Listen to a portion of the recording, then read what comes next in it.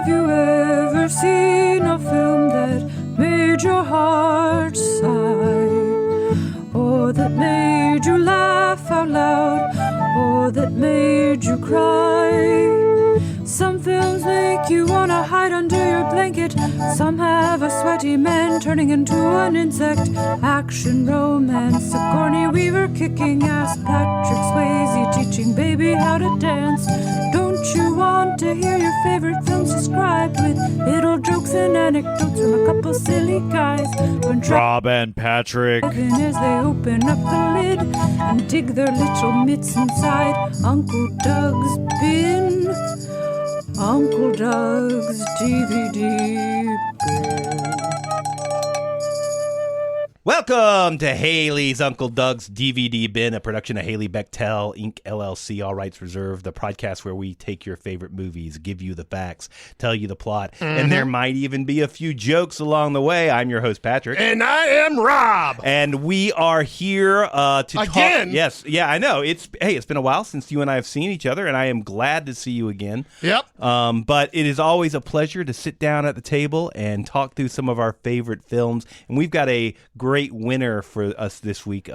One of my favorites, one that I've watched a shocking amount of times. Patrick, before we get into this, Sure. I notice you're eyeballing my new mug. I am indeed. It's pretty fancy. You know what? I thought to myself, I'm going to get the hot pink mug with a discourse in modern cinema. I like it so much. A discourse in modern cinema. Hold on. How does it sound?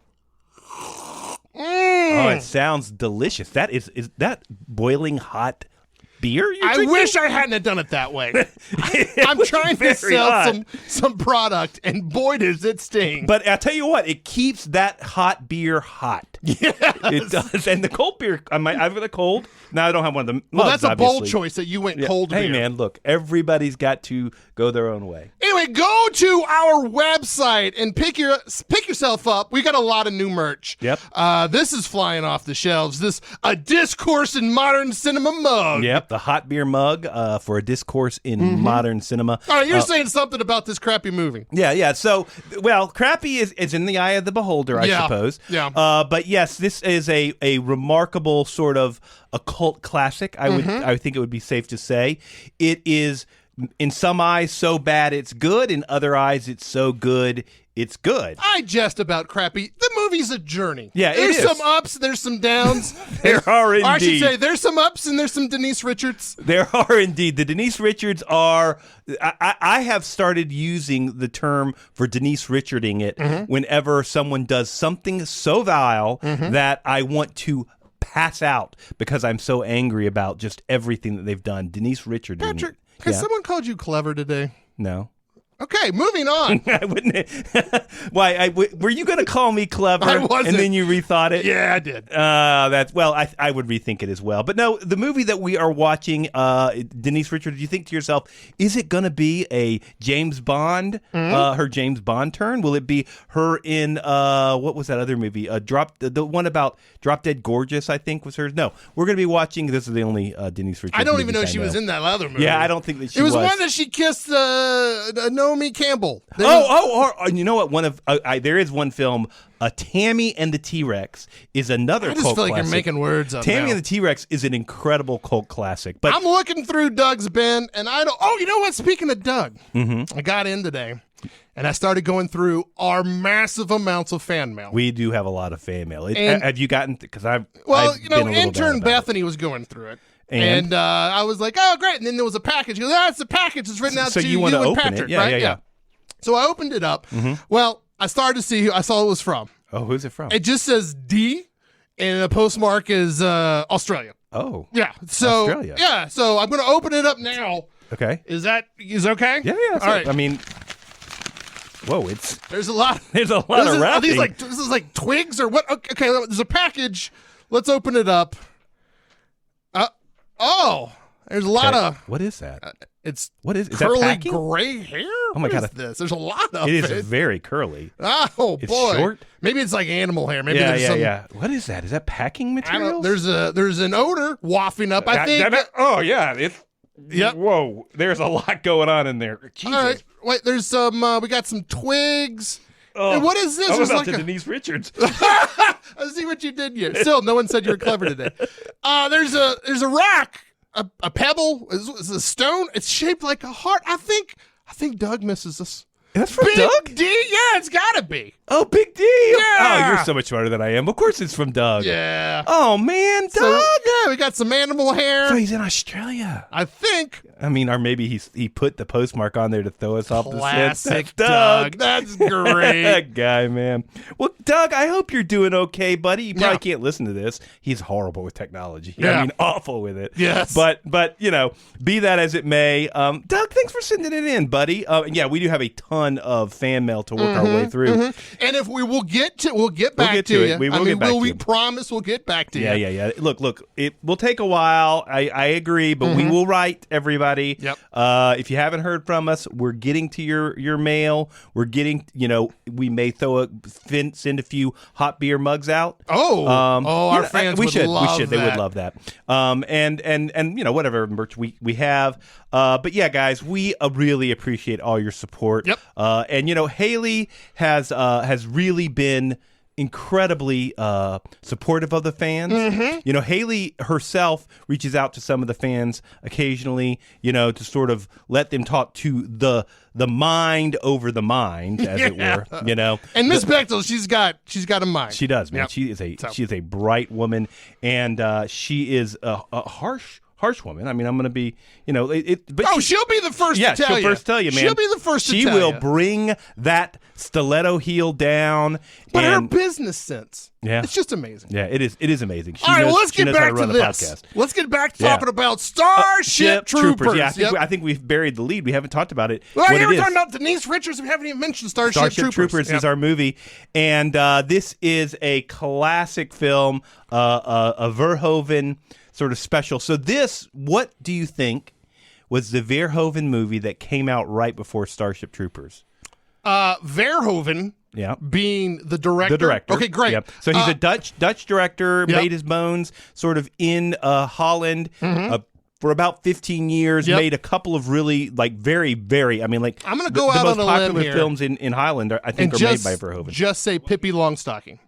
No, Oh. it's an American movie. So he came to the U.S.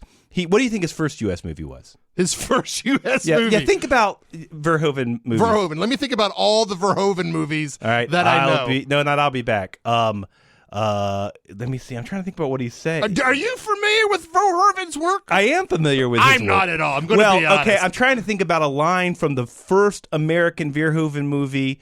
That stop, or I will shoot.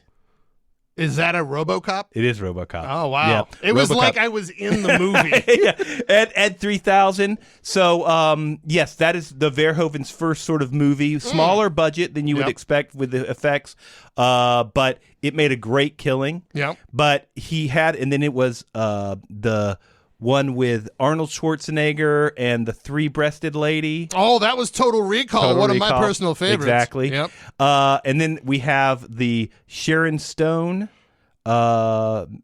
sex erotic thriller with Basic Instinct? Basic Instinct. He did that one, too? That's Verhoeven. Wait, the same guy who directed Basic Instinct is the same guy who directed Starship Troopers? That's correct. Now, what Wowee. movie? Here's another one. What movie do you think he did right before Starship Troopers? It released right before Starship Man, Troopers. I don't know.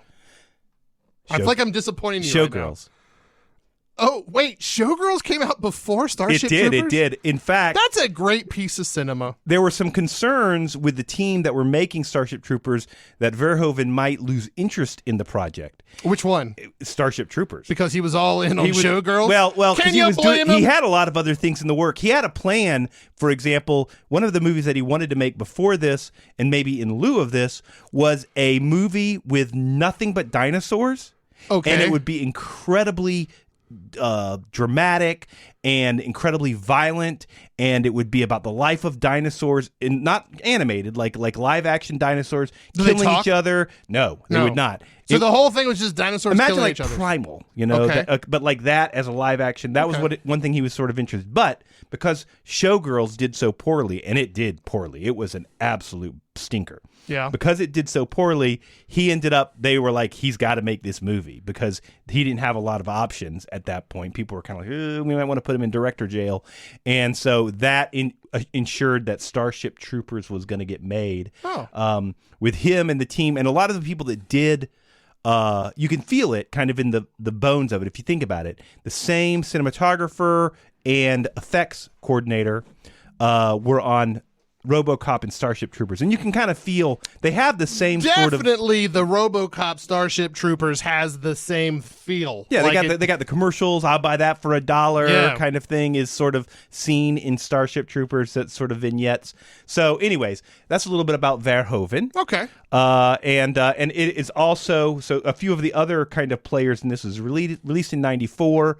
The writer was Edward Neumeier and based upon a Robert Heinlein, but to say it's based upon a Robert Heinlein novel is not true. The Robert Heinlein movie is more of a didactic than a narrative. So, in fact, Neumeier did a lot of great work to sort of make a script out of this. And it stars Casper Van Dien, Denise Richards, and Dina Meyer, among others. Yeah. Doogie Howser. Doogie's in it. Yep. And a few other names that you'll recognize. We'll talk about them as we get to them. But what is your sort of experience with Starship Troopers? Tell me. You said this one came out when in '93. 94. 94. Yeah. All right. Well, a late summer release, fall release, actually. Yeah. So set the scene for you. It's high school summer. Okay. All right. I've got I got a job. I got to work. I'm working at a bookstore, Walden Books and B. Dalton. I worked at both of those bookstores. Were they right? different bookstores? Same mall, Gotcha. different bookstores, right? At the same time?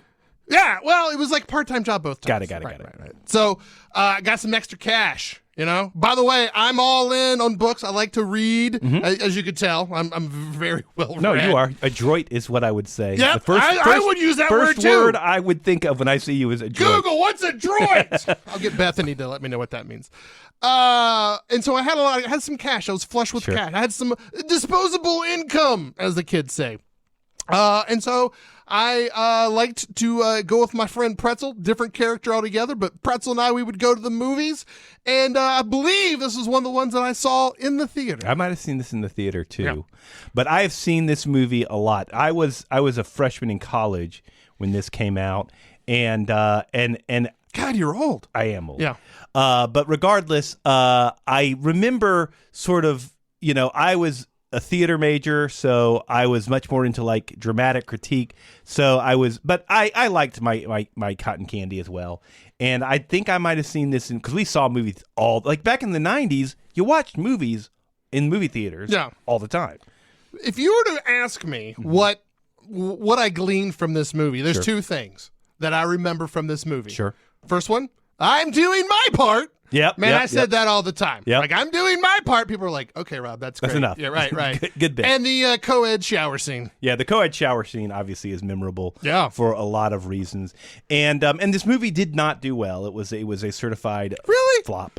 It was. It didn't do well at all. Now it's found it's in video. When it went to video, it did a lot better. And think about, why do you think it might be that a movie like Starship Troopers would do a lot better on video than it might in the cinemas? What's the rating of this movie? Why did it do better on video? Why would you think it because might you could pause the shower scene. Well, that's true. That's true. I didn't think about that. I want to make sure the director had two flops back to back. Yeah, he did. Showgirls I think he had Starship others Trooper? too. Yeah, things kind of went downhill for him. I mean, he made other good stuff. Was he a part of the other RoboCops?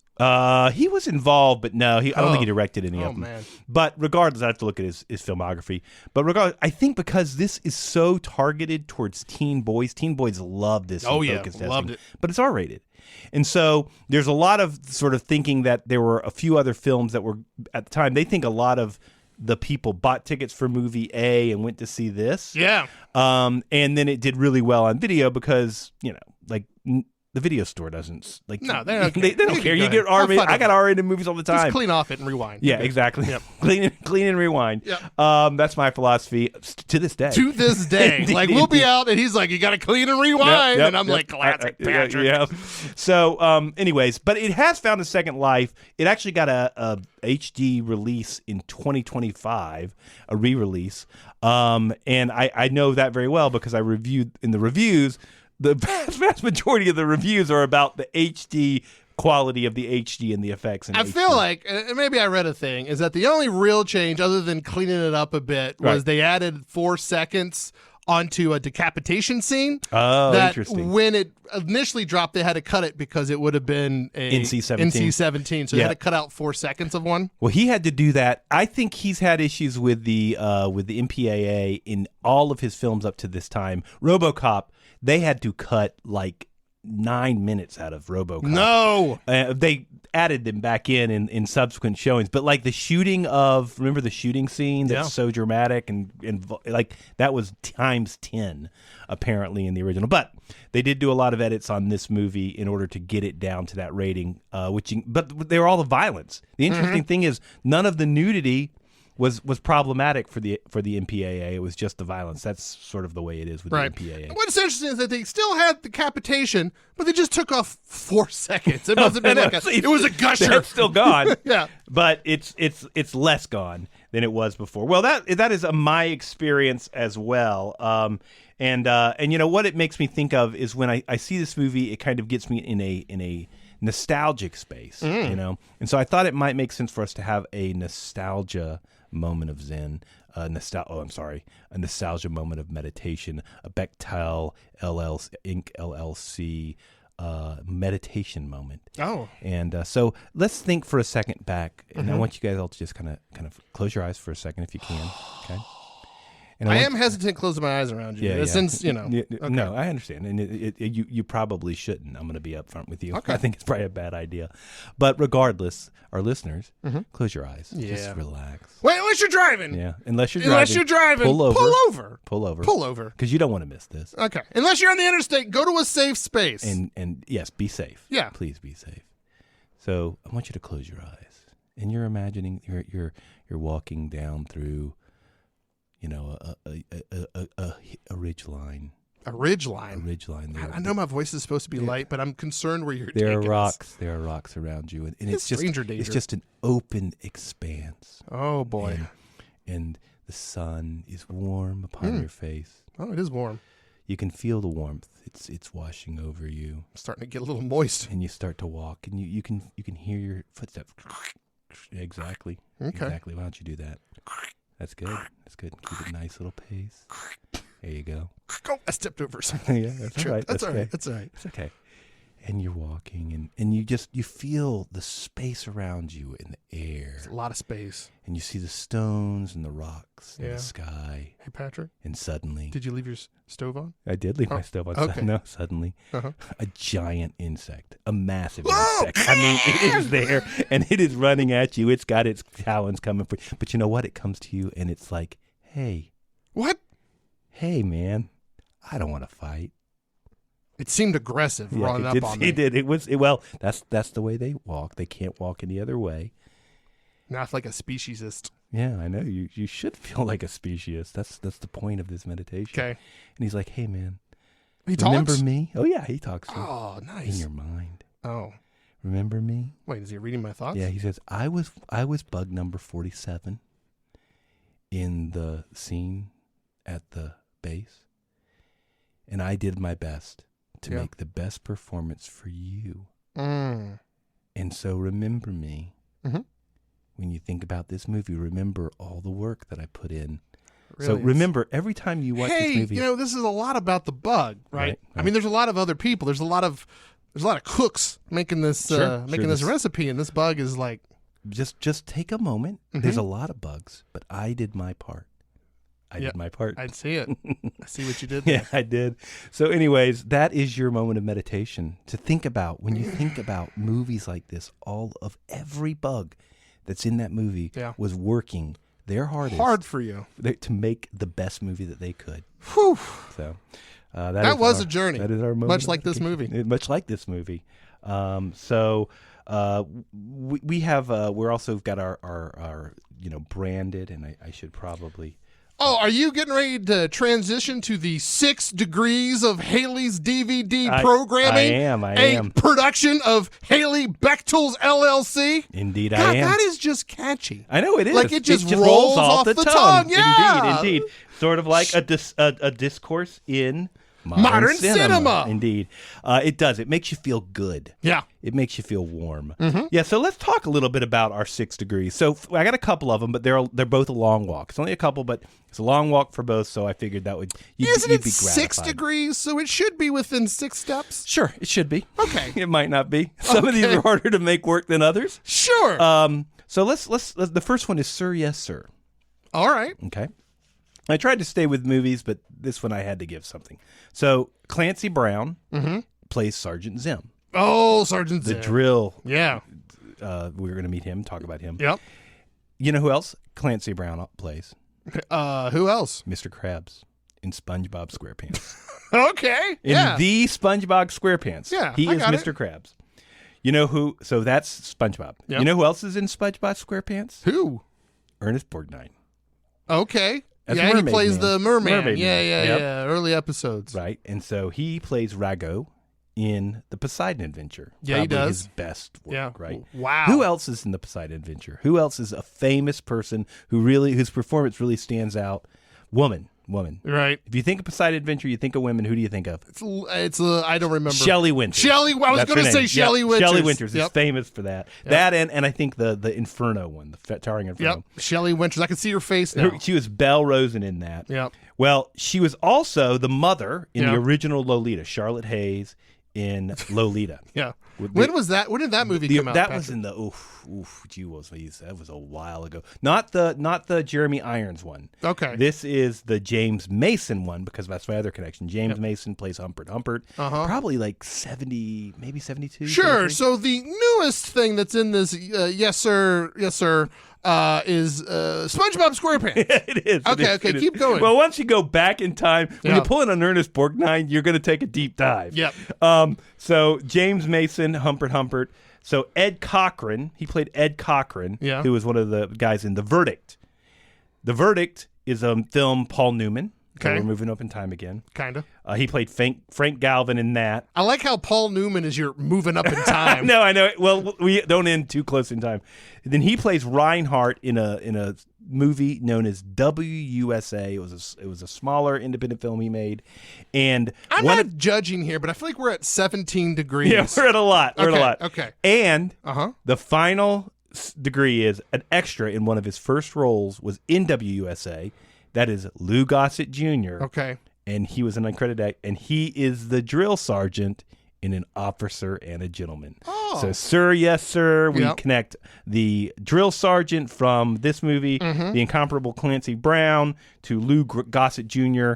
I mean, I would say Ermey is probably the only more iconic drill sergeant in my mind. Who are some other iconic drill sergeants that you can think of Full in Metal cinema? Jacket. Yeah, that's Ermey. Oh, that That's- Ermey? yeah, that's Okay, Ermey. sorry. But that's, I mean, I can't really think of any other. Lieutenant Dan. No, he wasn't the drill sergeant. Yeah, he wasn't. He was okay. just he was his lieutenant. He was Okay. his field lieutenant. But he wasn't a drill sergeant. Yeah. So I can't really those are the three that really came to my mind. So, anyways, that is Okay. Sir, Yes, Sir. So the next one is Nothing But Gold. This one's 6 degrees, though, right? Yeah, this is Okay. 6. I think Okay. it is. All right. So Rue McClanahan, of course, Yeah. she plays the biology teacher in this. Crazy. We're going to talk about that when we get into it. Yeah, indeed. And she does not have a lot of film credits. I was really wanting to focus on film credits. Yep.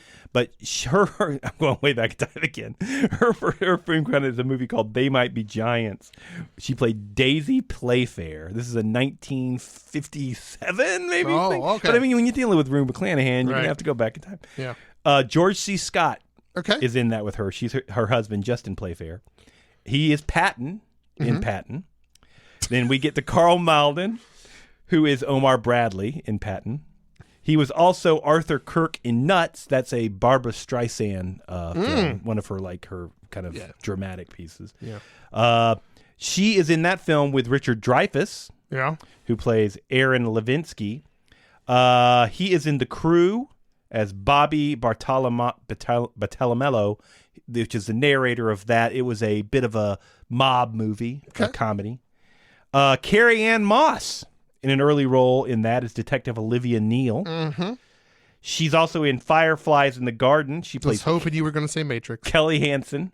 Well, because I'm trying to connect Ryan Reynolds, who is also in Fireflies in the Garden. He plays Michael Taylor in that. And then we got Michael Taylor in The Proposal. Ryan Reynolds in The Proposal as Andrew Paxton. And who am I connecting in Nothing But Gold from The Proposal? I don't know. Betty White. Oh, okay. So Betty White is Grandma Anne in The Proposal. So I'm connecting the Golden Girl in this movie to the Golden Girl in that movie, and I didn't want to connect them through the Golden Girls or anything on television. Sure. By the way, Rue McClanahan and Betty White really focused on nothing but TV for 25 years. This is Rue McClanahan's only film credit for 35 years. It was insane. It was all TV before that. So that is our 6 degrees of separation. Yeah, 6-ish. Yeah, 7, 8, 9. But anyways, I thought that they were hard connections to make. I imagine so. Because you kept I knew where I wanted to get to, and finding my way there, I was like, who was in this movie with who? So anyways, that's our degrees of separation. The next thing we want to kind of look at is our preview reviews. Oh, this is probably one of my favorite parts of the show. Yeah. They're fun to look into. Now, the one thing I found as sort of themes. So, our preview reviews brought to you by Haley Bechtel Inc. LLC is we are going to be telling you about previews that don't spoil the movie. Okay. And you're going to find a theme in a lot of these previews. So, broadly speaking, people. Well. Let's just get into it. Let's just get into it, and I'll give you a sense. So the first one is I'm going to give you a insane number of the Amazon reviews are like this. Like good old Brian's review, great shape, I was pleased. Or Sasha's review, received very quick and not damaged. Well done. So a lot of reviews on those lines, but here's another one. Are they just reviewing getting the physical copy? DVD. So many reviews just of the actual shipped copy. So here's one. When this came out in theaters, the special effects were spectacular, but it seemed a little cheesy. Everything looked a bit too clean, and it seemed almost like a sci-fi channel show. And I agree with that. It does have a very TV, it feels like a TV. No, it feels like a TV thing now, but back then, pew, pew, pew. Nowadays, after all the blockbusters films have followed in the same format, it's easier to appreciate the finer qualities of this film, and it really is a rollicking romp of an adventure film. Plus, it almost seems like special effects have gotten worse since 1997. Okay. Watching it in high definition in 2025. By the way, the guy who did the effects for the arachnids, which, by the way, they have 4 legs, so they are not, in fact, arachnids, but for the bugs, what was the movie that he did right before this? So remember, this movie came out in 94. Okay. What came out? Critters. Right just before I don't know. Jurassic Park. So the guy that did the visual Anaconda. No. Jurassic Park. He did. You said before Jurassic Park. He did this. No, Jurassic Park. He did the CGI and effects. There are a lot of. The one thing I love about this film is tons of practical effects. Okay. Lots of miniatures. Yeah. This is sort of towards the end of miniatures in film. But anyways, so that's one. So here's a one that we're also going to see as a theme. The movie is fantastic. It was great in theaters as a kid and is still a classic. I could watch them over and over, although the film story is quite different from the novel. There are countless references. I recommend having both in your entertainment collection. Prime Trivia does a fun job of filling in production details. However, I'm going to make a correction that's actually quite critical to understanding the story. Whoa. One of the trivia mentions that the Troopers Universe Society is gender neutral, and there's no bigotry based on gender. This is false liberal propaganda. Oh, my God. What do you expect from Jeff Bezos and Amazon? This is written, by the way, in 2018. I'm sorry to tell you, C from Amazon, Jeff Bezos is not the libtard that you think he is. Oh my God! But this is his took a words turn, and it does a great disservice to the lore. So let me break it down by the film and the novel. Then he goes on to explain the differences between the film and the novel, and celebrate the fascistic themes within the novel and disparage the satire. You know what? See, he's got some passion. He passion, and he wants indeed. to share his passions in an Amazon review. In Amazon, I'm sure he shares his passion in other means. I guarantee you, C has many accounts on many social media resources. Well, I mean, let's go from C's angle real fast, right? Sure. Like he's doing a service. Somebody's out there, and they're like, "Do I want to buy this DVD?" Or they do. I think you can buy like online movies from Amazon, right? Do I want to purchase this film with my money? Sure. And you know what I'm going to do? I'm going to go read the reviews. What's everybody think about this movie? What? C is angry. C's, if it made C mad, it's probably going to make me mad. He gave it 5 stars. Oh! C is good people. If C likes it, I'm in. This guy knows what he's taught. Clearly has a firm handle on what's going on. Sure. I like C. So here's a 1-star review. Oh boy, is this movie bad. It was too painful to watch the entire Think, so I skipped through. There was not one funny line in the entire movie. Is this a comedy? Indeed. I think he thought it was a different movie. Right. The dialogue seemed to have been written by a 12-year-old boy. I don't disagree. Not gonna. No lies there. The acting was soap opera level. Also, fair. The plot was non-existent. I don't agree with that. Oh yeah, there's a plot. And the director should be embarrassed to have his name attached to this sorry excuse of a movie. Wow. I disagree with that. I think the direction is actually quite good in this. There were lots of mediocre battle scenes against the bugs, but it really at a level of a cheap TV show. I keep waiting for a twist. Again, I think he thinks this is a Shyamalan movie. Not every movie has to have a twist, my brother. Not everything is, I see dead people. Sorry, spoiler alert. But there was none, unless you count the bugs being more difficult foe than expected as a twist. Twist, brain bug. So very, very bad. So those are some of the reviews. And I do want to talk about, real quick, just the introduction to Roger Ebert's review.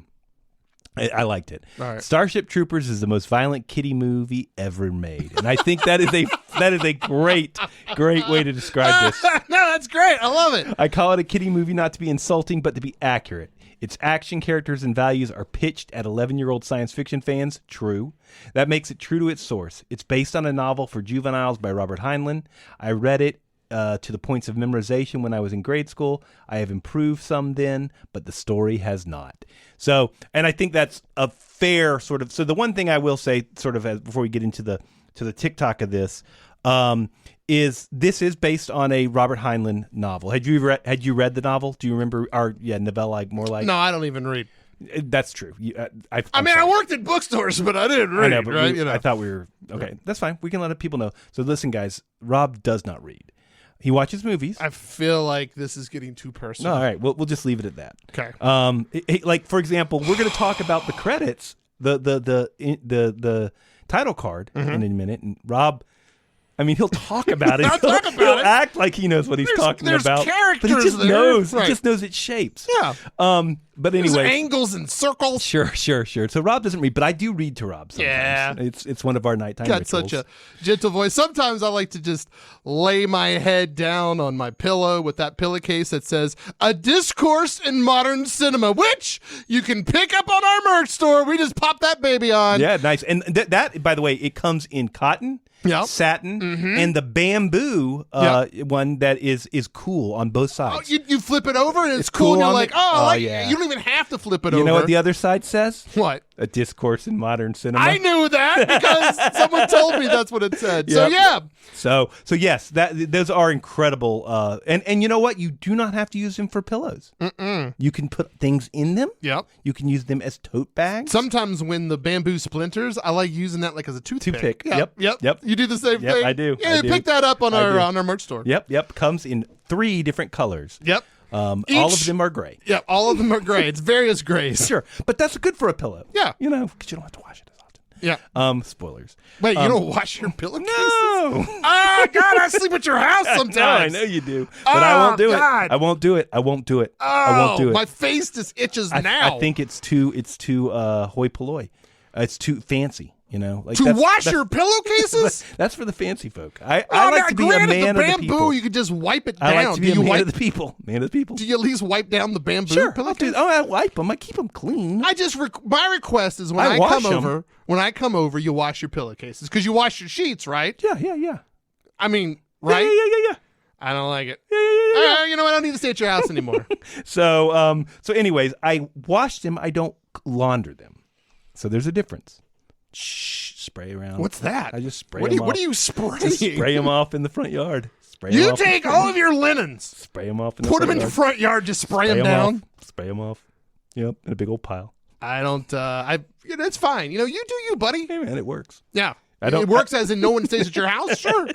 Sure. So, anyways, enough about that. We should talk. The sheets are coming soon, by the way. Yeah. Yep. But we'll talk about that later. Yeah, okay.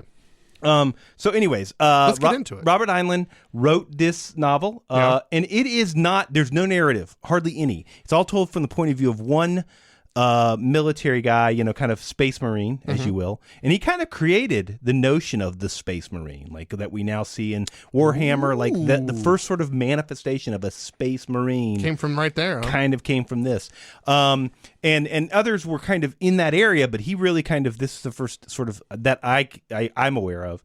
And anyways, it's a lot of didactic, lots of the Radich, or what's his name, the guy who Radix. Razorbacks. Am I saying his name right? You're talking about Roughnecks. The Roughnecks. Right, and the Roughnecks and the guy who leads the Roughnecks. What's his name? That is Radchuk. Mr. Radchuk. Yeah, Radchuk, something like that. I always have a hard time pronouncing it. But anyways, his classes are a big part of it, and it's all militaristic. Spells it out for you. And it's incredibly fascistic. And in fact, here's an interesting thing about Heinlein. At this time, he was pro-nuclear proliferation. He wanted more nuclear weapons. Yeah. He came out publicly in support of them, very militaristic. He went to the Naval Academy. But anyways, let's get into our movie, Starship Troopers, and we always start with our credits. Mm-hmm. And I got to tell you, what do you think of those MS Paint credits? Yeah, it starts off, and it's rather bland, right? You're like... It's almost like I did this in a Word document. Yeah, I think that's exactly what it looks like. Like that is, I'm guessing it's a sans serif font. It's not kerned. Yeah. There's no kerning, so it's minimum. Yeah, it is incredibly. We don't minimum. have time for fancy. I think it maybe Tahoe is maybe the font. It might be Garamond. I don't know, but it is. It was made on a word processor. Yeah.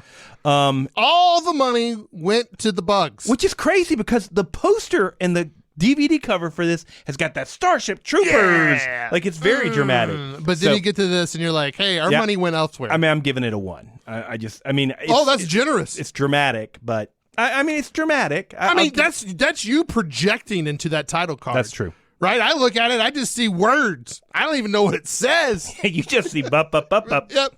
No, I'll give it a 1 because I want to feel important too. But there's not a lot there. It says Starship Troopers. What in your mind would be a 0? I don't know. Maybe there's not such a thing. How can you get worse? I think if it would be handwritten on a piece of paper, just show it to the camera. That's what it would take. It's for a jerky camera with the mic boom kicking in the. All right. That's a 0. You sold me on the 1. So there we go. We got the 1. Yep. So Starship Troopers. So we get into the movie. Yep. And it starts out with a sort of the central precept. And we're going to get this join up now. We've got this sort of propaganda sort of scene that features as sort of the gimmick. The joke of it is that one of the recruits is a 7-year-old. And there's a little bit of a callback to that later in the movie because we will have a scene where that becomes more real. Right. It's not really a joke anymore. I'm doing my part. Everybody laughs. You silly little kid. You can't do this, child. Now, one thing about the casting of this, all these 90210 type actors are featured in this. Yeah. They cast this movie to look like Lonnie Riefenstahl's. Like that was all he cared about. Like his main priority for casting this was these gorgeous Aryan faces. That's why Casper. There's a lot of ethnic diversity there, but the main characters are very chiseled jaw. He wanted. I mean, he wanted to. By the way, he did not read the novel. I feel him. He started it and said, "I can't read this; it's boring." Yeah. He wanted to parody it. This is a satire, and he wanted to approach it from that satirical point of view. So we start off, and there's a bit of a data dump. There is right? a data dump. Like we got to get you caught. We got to get you caught up, right? So we have a military, right? Well, caught up, kind of. Kind of. Well, hey, there's some bugs out there, and somehow, which by the way, they never explain. Sure. They're sending asteroids to Earth. But luckily, hey, man, we got some defenses, right? And so we're protecting ourselves. We're doing notice all right. what they say there. They say they won't get us again, right? Yeah. So that's sort of a little bit of a we're like, oh, that's interesting. Get us again, right? I wonder when they got them the first time. So it tells us about their planet, and we learned a lot about sort of they're around a meteor belt. Sure, they have all this extra ammo just to hurl at Earth all the time. Sure, all time. Every How? Patrick, how do they send these things to Earth? I'm thinking like a gravity well. So they have a gravity well? Well, they create a gravity well. They could have used that at any point in time. Well, it's kind of interesting. So there's another more recent, by the way, Heinlein sort of started the hard sci-fi. The Expanse is a hard sci-fi book I like a lot. And it features a group of terrorists who use meteors as a weapon of mass destruction. Oh. They destroy the United States. So here we go to we finally go to a military kind of stars and stripes type footage. Yeah, and we've got it's like we're live. We're watching. Something We're live. watching it, which is the mechanics of communication and transmission is a bit perplexing to me because there are times in this movie where they're sending DVDs as mail, and there's other times when they've got live feeds across the universe. Yeah. I'm a little confused about how they manage it. By the way, AT&T is in existence in this. So he gets attacked. Yeah, the newscaster, he's like, we're live here watching the bugs. Yep. It's crazy chaos. Boom, a bug comes out, eats this guy. Done. Yeah. Cuts him in half. And right, you hear gunshots, you hear people running around. The stakes are through the roof right from the beginning. Bang, bang, bang. They're running away, trying to get away from these bugs. Now we see, this is an interesting thing. We see one of the guys who gets attacked is if we know who is Casper. Right, is our lead. He gets attacked. Yeah. Oh, he gets hit, and then this whole scene ends with him looking at the camera, pleading. Yeah. And like something has gone horribly wrong, and he dead, or what? Something's going on. So this film, we're like, what's happening? We go 1 year earlier. So I might add that the 1 year earlier is more interesting to look at than the title card. Yep. At least it's got some color. Right. So they go, and it's got a little background of a star background in it. So we go forward to 1 year earlier. So we had our Rashomon, right? So it's the Rashomon effect. Rashomon is a Kurosawa film where a story is told from a lot of different perspectives. So kind of keep that in mind. In this movie, we're going to have lots of times where we're going to see scenes kind of shift their perspective shift around. a little When we bit. start off, we see our lead, the guy we just saw maybe die. Maybe. He's leaning over his desk with like a desk giant iPad. So he's MS painting it all day MS long. Paint. Now, I just want to let everyone know that this takes place in 2197. So that's the date of it. The time. When this is when this takes place. this looks like this is pure 1994. Right. Like they didn't make any sort of technology. They didn't create a special effects. They literally took an MS Paint that they had available on their Apple IIe. And they drew this image that he drew of, we presume, him and Denise Richards. Denise Richards. All right. Right. So we're going to get into her. We don't know yet. He's just drawing a picture of a face and a female face. Yep. And, we pull back, and then it's his teacher. Yep. Our boy Ratchuk. Ratchuk? Ratchuk. And he's talking about he says, I wrote this down. I think it's Razik. No, I don't know. Yeah, something like that. Razik. We're going to call Ratty. Ratty. All right. Yep. And he talks about the failure of democracy. Yeah. So he's talking about history. It's like towards the end of classes, he's summarizing everything. Yep. The failure of democracy. Social science brought us to the brink of chaos. So whatever that means. Yeah. So there's social science, whatever, any kind of humanities are considered are bad. Yeah. And Home Ec didn't do anything for us. And the military leaders took control of the world. Yep. And exerted their fascist power. This is more data dump. Sure. We're getting a little more data dump yeah, here. yeah. This is our setting. This is where this is taking place. But it's a good little framing device, summarizing the semester in a classroom setting. It's a good sort of framing device for giving us all that information. He says, naked force solves problems. There's a very aggressive kiss about to show up in the animation. He shows this thing becomes animated now. You're talking about his MS Paint. All right, before we go back to the MS Paint, sure, right? Let's talk a little bit about. We're going to call him Mr. Ratty. Mr. Ratty. Mr. Ratty. He's got one arm, right? And he is not adverse to using the stump to touch everything and everyone. Everybody with that arm. And that's fine. I'm fine with that. Are you fine with it though? Like, I mean, I don't know if I would be fine with it, but I would be fine in the moment. Sure, I wouldn't sweat. You wouldn't see me blink an eye. You had him in class for all semester. He's been touching you with that stump for the entire semester. Yeah. Now we got our lead here, Rico, who is no less than 85 years old in this movie. Johnny Rico. Johnny Rico. I mean, he looks. Everybody, all the 30 kids, years old. Well, we're gonna get to the grand master of old actors playing young characters in a little bit. Okay. But yeah, we've got Mr. Ratty, talking about sort of everything and again the premise of his, and he sets up a sort of a central premise that is sort of a theme of this movie, and that is that and this is a theme of the book too. Yep. Probably his stuff is probably the most kind of true to the novel. Yeah. But that in this society, only citizens can vote. Yeah. And you have to have 2 years of service in the military in order to become a citizen. Yep. But that's not to say you can't be successful. His parents, Rico's parents, are not citizens. We find out a little bit later. They're very affluent. In this scene, you got Dizzy. We're going to call her Dizzy. Yeah. And she is just jonesing for you can just tell that the way she looks at Rico. Now, that is a woman, by the way. That is not that woman has stepchildren.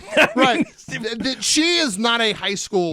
Anyway. No, I mean, indeed, she drives to pick up children at middle school. She brings lunches to wrestling practice. Yeah. I mean, right. She should not be. Playing a high school student. Yep. But anyway, so we Mr. Ratty's walking around the room touching everybody with his stump, and again, that's fine. It's okay. It's fine, but it's weird. It's just it's off-putting. If I was watching it, right? So, which I was. Next thing we know, that stump lands on another student. Frickin' Denise Richards. Denise Richards. Man, Denise Richards, just the worst. And Rico is in love with Denise Richards. Oh my God! Sends her through some means. He sends that picture over to her. It's called the internet. Yeah. What does Denise do? He makes this cute little animation of the two of them kissing. They're dating, by the way. Yeah, I know. They're dating. Right. What does she do? Well, so he makes this little it's an animation of them kissing, right? And he's like, "Hey, baby, I love you." I send it to her. She turns it into the lady blowing a piece of bubble gum and wrapping it up in his face, just smacking it right in his face. If that's not foreshadowing, I don't know what is. Yeah, I mean, geez, almighty, Denise Richards. Now that being, she's a bit of a tease though. Like as soon as she does it, Rico's like, "Ugh," and then she blows him a kiss. Yeah. It's she's sending mixed signals all over the place. And look, a woman has the autonomy over her body, her mind, but Denise Richards, come on, man. Well, so anyway, they end up, class is dismissed. They make out hard in the hallway. Yeah, that's not allowed. Right in front of Diz. Right. breaks her heart. Right. And so Diz is joning. I'm going to tell you, Diz wants Rico. So bad. She wants that Rico. Yeah. You know what she wants. Well, he is dreamy. He's a chiseled. You good-looking mentioned boy. chiseled before, He right? is a buff boy. And so now we're going to go to the quad and they talk a little more. But what they're talking about, what the most important thing is they're going to find out their test scores. they got to get their math They scores. got to get the test scores. It's very important for Denise Richards to find out what her test scores. Because she wants to be in flight Yeah, school. she wants to be in flight. Here's my problem with this scene. Okay. Right? First of all, test scores, you find them outside. It is on a 12-foot high billboard. Yeah. It's a billboard. So you go over to it, you pop in your student ID, and then bloop, bing, here's your test grade. Well, yeah, but I think that's sort of symbolic of the fact that, like, everybody, she gets a 97%, by the way. Yeah, on that math finals. And then as she looks at it, she turns around. She knows Rico is not going to She get knows a 90. he's a dumb guy. And she always has that dopey-ass grin on her my face. gosh. Like, she's so proud of herself. Look, she is so you proud of see me, Rico? Yeah. I got a 97. I'm the best, Rico. You're Yeah. a dummy. She knows he's going to get a Yeah. bad score, and she's going to give him garbage about it too. And she runs away from him because Yeah. she wants to talk to somebody about flight school. So Rico's going to go check out his score. Rico on math 35. got a 35. And that's a bad score no matter where in history. And then his friend, and I'm going to say this in quotation mark, Doogie Yeah, Howser. frenemy hard. Yeah, comes over and is like, hey, you got a 35? Let me show everybody. Let me show everybody. So he makes it on this 12-foot tall billboard, 35. And then if people didn't happen to see the giant numbers, he gets everybody to look at it. What a jerk, man. God, he is such Carl. Right. Carl. Carl's what his a name. Right. Though, again, Doogie's dreamy, baby. I mean, he's a dreamy Doogie Howser. You think Doogie's dreamy? I think Doogie's dreamy in this. He's not my type. You're more a Casper boy. I don't know. There's other people in there. There's other people. Ace. Ace, you like Busey? You're a Busey We're boy? getting ahead of ourselves. Yeah, we are getting ahead of ourselves. So, All right. they're walking away. They're going to have a big dance tonight, Patrick. Right? They're going to have a big dance. Everybody's excited But wait, about I got to the go to dance. biology class first. Oh, that's right. You Before forgot the about dance biology tonight, class. we can't forget the So biology they're dissecting class. the bug. So the question that comes to me, so we're now to 1 year earlier. Yeah. Right? Mm-hmm. So the question that comes to me is, the war starts. Yeah. Well, we'll talk about that, but presumptively the war starts. There's something going on because we have definitive We're going out and taking babies? babies, yeah. We're taking their infant children and dissecting them in our school. Well- why would they possibly throw a rock at us? That's a good. Maybe it's because we're taking their babies And dissecting and them. dissecting them. Who is the biology teacher? We alluded to this. It's Blanche. It's Blanche. The golden girl. Rue McClanahan with her, like, she's got sewn. It's weird. Glasses sewn into her eyes. Like, and but I don't think her face is taking the. There's like scars all there's around. scars. Like, what happened? Like, was she in some sort of like horrible accident? I'm thinking she lost her eyes and they replaced them. So guess who is bad at the dissection? Denise Richards. She thinks she's such a BA, and Diz is giving her grief about it. Diz is kind of being a little bit of a bitch. Yeah. Well, because this is her competition. This is Dizzy's competition. She is. Dizzy wants to get with Rico. Rico's only got eyes for Denise Richards. Yeah, he does, man. And Denise Richards is getting the guts and getting the stomach, getting the, and Rico's got no problem with it. Some of the worst acting in this movie is Denise Richards throwing up. Yeah. She's got stuff in her mouth that whole bit. The gagging is not. Look, I'm going to tell you, I'm not a good actor. Right. But I can fake vomiting like the best. I'm going to be honest here, Patrick. Everything makes you vomit. It's true. Like, I do throw up a lot. I could make the noise of vomit, and you're like, I gotta go. Yeah. You're right. I do throw up a lot. I mean, sure. I think in the your thing is I'm going to. It's not actually acting. Right. It's just me. It's just you. Just have gag. So we now go home. But here's the thing: Carl and Johnny Rico, Yeah. are friends. They're hanging out at home and they're talking about their future. Or is Rico just another lab experience for Oh, Carl? interesting. Yeah, because Carl's trying to get him to do apparently. So now in this universe, psychic abilities are a thing. I guess Maybe. they They're exploring the options. They MK Ultra themselves. This is in an alternate universe where MK Ultra worked. Yeah. And it looks like Carl's pretty good at it, but Rico has no psychic Well, what ability. Carl's trying to do is use his possible psychic tendencies to make an image of a card go into Rico's head. Yep, not right? good at it. And it's just not happening. What he right? does do though is he induces his white, I think he's white, his ferret, Yeah. Cyrano. He's a kind of a more of a. He's got various taupe color. colors. Yeah. He's a mixed bag. Yeah, ferret. he's a little bit of kind of like a tortie. Yeah. But he's got Cyrano to go run up his mom's leg by putting the notion that there is a grub on her leg. Right. So it's interesting because he can't get this image into Rico's head, but then he's got like a minion. Yeah. And he sends his little ferret minion to go torture his mom. You know what? Doogie's not a good person. He's not a good person. He's and not a let me good ask you person. this though. There's something else going on. There's a psychosexual kind of element to it. Is as there well. now? I think. Would you send a ferret Yeah. up your mother's skirt? Right? Maybe. I don't think I would. Like, what was the purpose of it?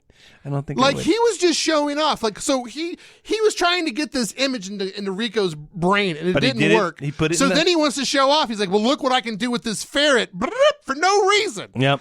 And he's like, Rico goes, you're not going to ever do that to me, are you? Right? Yep. Chekhov's ferret. Yeah. If you see a ferret in the first act, someone's going to kill it. in the third.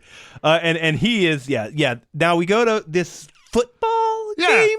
Yeah. The We're doing Giants all the versus the in-year Tigers. festivities. Yep. We get So the- that's the weird thing. So they're playing a football, like high school football is a fall sport.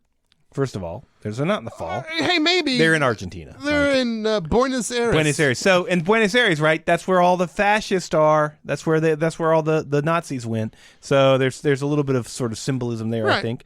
So then we've got we get introduced to Xander. He's our Xander's boy. on the other team. Now look, if Diz is a 35-year-old middle school mom, Xander is your accountant. Yep. He is 42 For if years. he's a day. Yeah. Yeah. I mean, he is tired. Yes. Xander Wakes up in the morning and he creaks, and like during the day he gets edema in his legs. Like Xander is an old takes ass cholesterol man. medicine for sure. That guy, I've never seen someone older playing I mean, and I'm talking like he makes the girl from Grease look like a She young. was like 45 in that. Exactly. Yeah, Xander is old. So there's a play that's happening in this game. Xander jumps, falls into the crowd. Who's there? Denise but Denise Richards. Of course she is. And She helps put him herself up, there, too. And she gives him. And I think Denise Richards thinks that this is a sexy smile. She does. It's the dopiest It's awful. horse teeth smile It's I've awful. ever seen. And Denise Richards, from what all the stories I've heard, horrible person. No, that's not true. Wonderful person. Wait, but which is it? I don't know. Okay. But in any event, Xander is clearly smitten. Yeah. And Denise Richards is as well. It Yeah. is so obvious. What an awful person. Denise Richards is just garbage. She's garbage. She is She a ruins garbage person. everything she touches. She is a garbage person. But here's an interesting thing: 3 plays, Yeah. 3 flips, 3 touchdowns. They don't play defense in this game.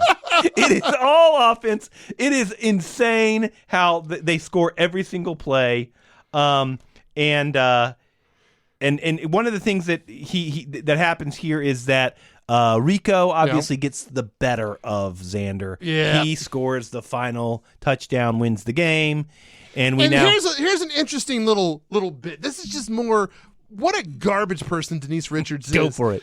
He wins. He goes like okay. He scores. He goes in for the kiss, but right before she kisses him, she gives Xander a side I eye. know. Like this could be you. I know. Denise Richards is garbage.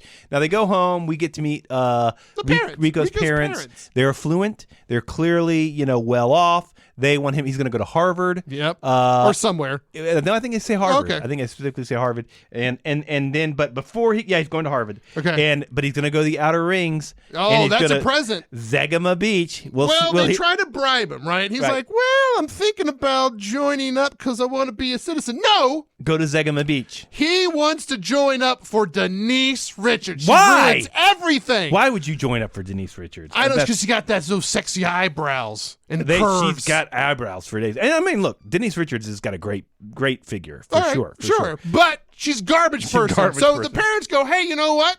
We're going to send you to the beach. This is going to settle it. Zegama Beach. Just go to old Zegama Beach. Yep. And he's like, I've always wanted to go to Zegama Beach. Yep. And they're wearing tuxedos Yep. for this. So this is like an affluent private school, maybe. I don't know. Right. Also, remember, it's 2197.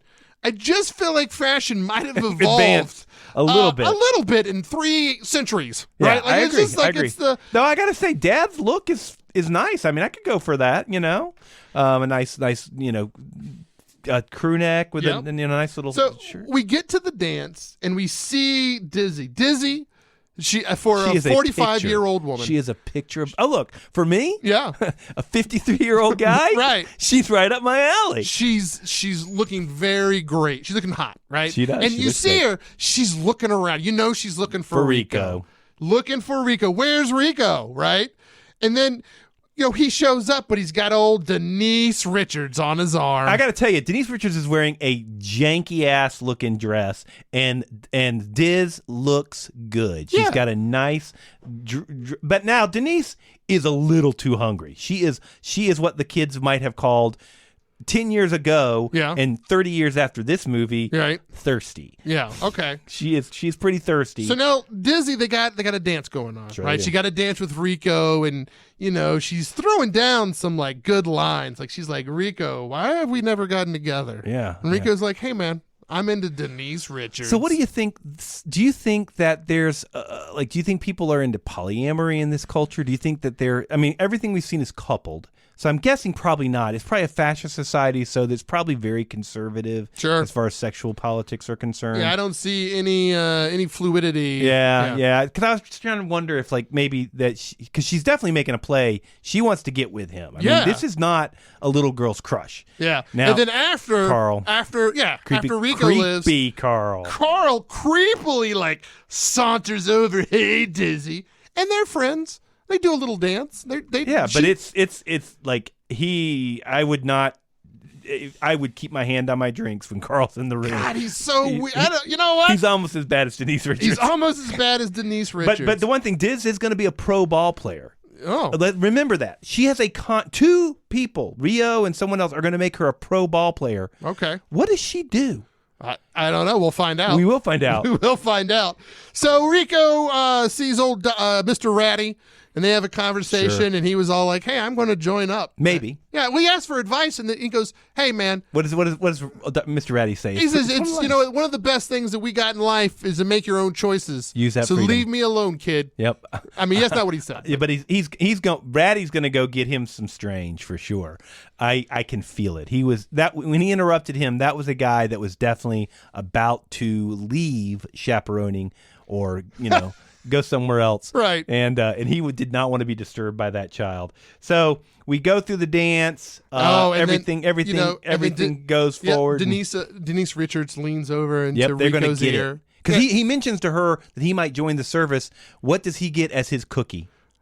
My parents aren't home Yeah, today. yeah. Or Sex. my father's not home. Sex. Yeah. They are. She is using sex to manipulate this poor boy. So we go there. Everybody gets sort of inducted into the army. Right. Yeah, they go down to the recruitment center. They recruit. And they recruit. And Right there's after high school. there's Right after high school. A the day lot after of high school. people. There is a lot of people. I'm thinking that there's a lot of people from this high So, school. like, you and I would sign up for the selective service when we got 18. They just went and recruited. They just went and did it. Signed up. And so they went in there and they had some aptitude tests that we don't know about. So they go to the guy who's like, the stamp guy. Yep, missing a this hand. is where you going. And so Denise Richards is like, I'm going into the Flight school. The flight school. And then Rico's like, I'm going infantry. And he's like, oh, good job. That made me the man I am today. And he's got a robot arm and he's missing his legs. So that's the question I have. They can make robot arms, but not robot legs. Well, maybe we don't know what happened. Yeah, maybe he left them at home. And disabilities are, This is a big day, right? Big day. And so it's like, I gotta get to work, honey. Yep, I can't Didn't have time. calibrate my leg. Yeah, you got those take calibration. Yep, and Carl comes out. He's been brought into games and theory. Yeah, Doogie's going to games and theory. I wonder what that's about. Yep. Probably something creepy. And the other thing I wondered, why doesn't Mr. Ratty have a hand? That was the one thing I Maybe realized. I think that was he liked showing it off. I have other thoughts too. I think that it's probably really expensive, and I think the military provides it for those in service, but not for those out of service. That's my theory. So we're walking away. Everybody has their orders where they're going to go, but they don't know where Carl's going. Right. Nobody knows no where one Carl's knows. going to go. Secret planet. But they're walking away, and Denise Richards is like, "Promise me we'll all be friends forever." Shut up, Denise Richards. So Shut up. Rico goes home. Dad's pissed. Tells his dad, "Look, Dad's I pissed. enlisted. You did what?" Dad is angry, very angry. Disowns him. Yeah. He ain't going to Zegama Beach. If you leave this house, you're cut off. Yep. Yeah. Yep. And he cuts him off. He follows through. Right, because he's got to get himself some Denise Richards. So so Rico then runs on down. This is the day everybody gets shipped off. He runs all down. We find out Carl's already left. Yep. Yeah, Carl's gone. Yep. And so he walks Denise Richards over to her platform, and he's basically telling her, "Look, man, I made this decision for you." Like, I know. words. That's kind of a bullshit move, in Right. my opinion. That's I got to say, Denise Richards is awful, right? Yeah. But Rico's no freaking he's a pretty doing all this for her and then putting this on her. Yeah. She's not into you, dude. No. They They did that just line have he says sex. They did, but Yeah. look, sex is not. That's different. What? They're not the same thing. Wait. Yeah, not in this world. I don't want to learn this about life It's from this movie. 2143. It's 2197. 97, even later than that. Right. People have they're past all of those hang-ups. So, anyways, he says, "I love you. Try it on for size," Yeah. and she says it. So they're off. Yep. We now go to a commercial break. Yep. We've got the military giving all these kids these massive guns. Now, in the book, they're in mech suits. He also created mech suits. That was the first mech suit. Nice. Heads-up displays, nuclear shots. They're dropping down from orbit in the mech suits. Mm-hmm. Here's a gun. And then, of course, we kind of get a sense of the culture here. Yeah. Man commits murder during the morning. 6 o'clock tonight. He gets tried later that day, going to be executed that night. Yep. So that's sort of fascism. And then we get a little trailer for psychics. This guy who's in the psychic guy with the third eye, kind of It's new a commercial. age. He's like, "Hey, you're psychic? Maybe you are." He is Lassie from Psych, the TV show. There was a long-running TV show, kind of USA Network type show. He was one of the supporting characters in that. And then we get a little bit of a preview here. So the Mormons, and this is a little This is shade. like a news bit. We're watching news there. bit. The Mormons have established on the planet. Yep. And the bugs killed them. So there's some did we incite them by colonizing their planet? And they're like, well, taking their babies for our high schools. Yep, for our high schools. And we go to boot camp. This is where so then we pull back to boot camp. We start meeting some of the characters here, right? We start off with the sergeant. What was the sergeant's last name? Zim. He's letting everybody know the business. What's what. And it's kind of giving you a sense of we are in this fascist society. Yep. He's hardcore. He's walking out with a baton, just bashing people for no reason. Hitting people. They're going to make them run around the drill. Somebody says something inappropriate. He makes them run around. Right. And then he's like, all right, who wants to get me? Who could take me? And this big old Iowa guy, Breckenridge. Corn-fed boy. Yeah, Breckenridge is, "I believe I do, sir." Yep. And so he's like, "Come on out here and show us how it's done." Breckenridge don't have it, bro. Right. Breckenridge gets pulled to the ground, flip-flopped, and he breaks that arm. He didn't need to break the arm. He didn't need to break the arm. Yep. But I think that's sort of setting the scene. The stakes here are we don't play around. Yeah. We're hardcore. And it's a compound fracture. by Yeah, the way. you see the bone, but you don't see the bone because it's they couldn't bulging afford out. it. Right. It's you see it bulging through out. his sweatshirt. I know, and it's wet. Yeah. They're wearing sweatshirts. That was odd. But anyways, we got Dizzy shows up. Dizzy shows up. She's not supposed to be here. She asked. So Desi gave up a pro football career. Yeah.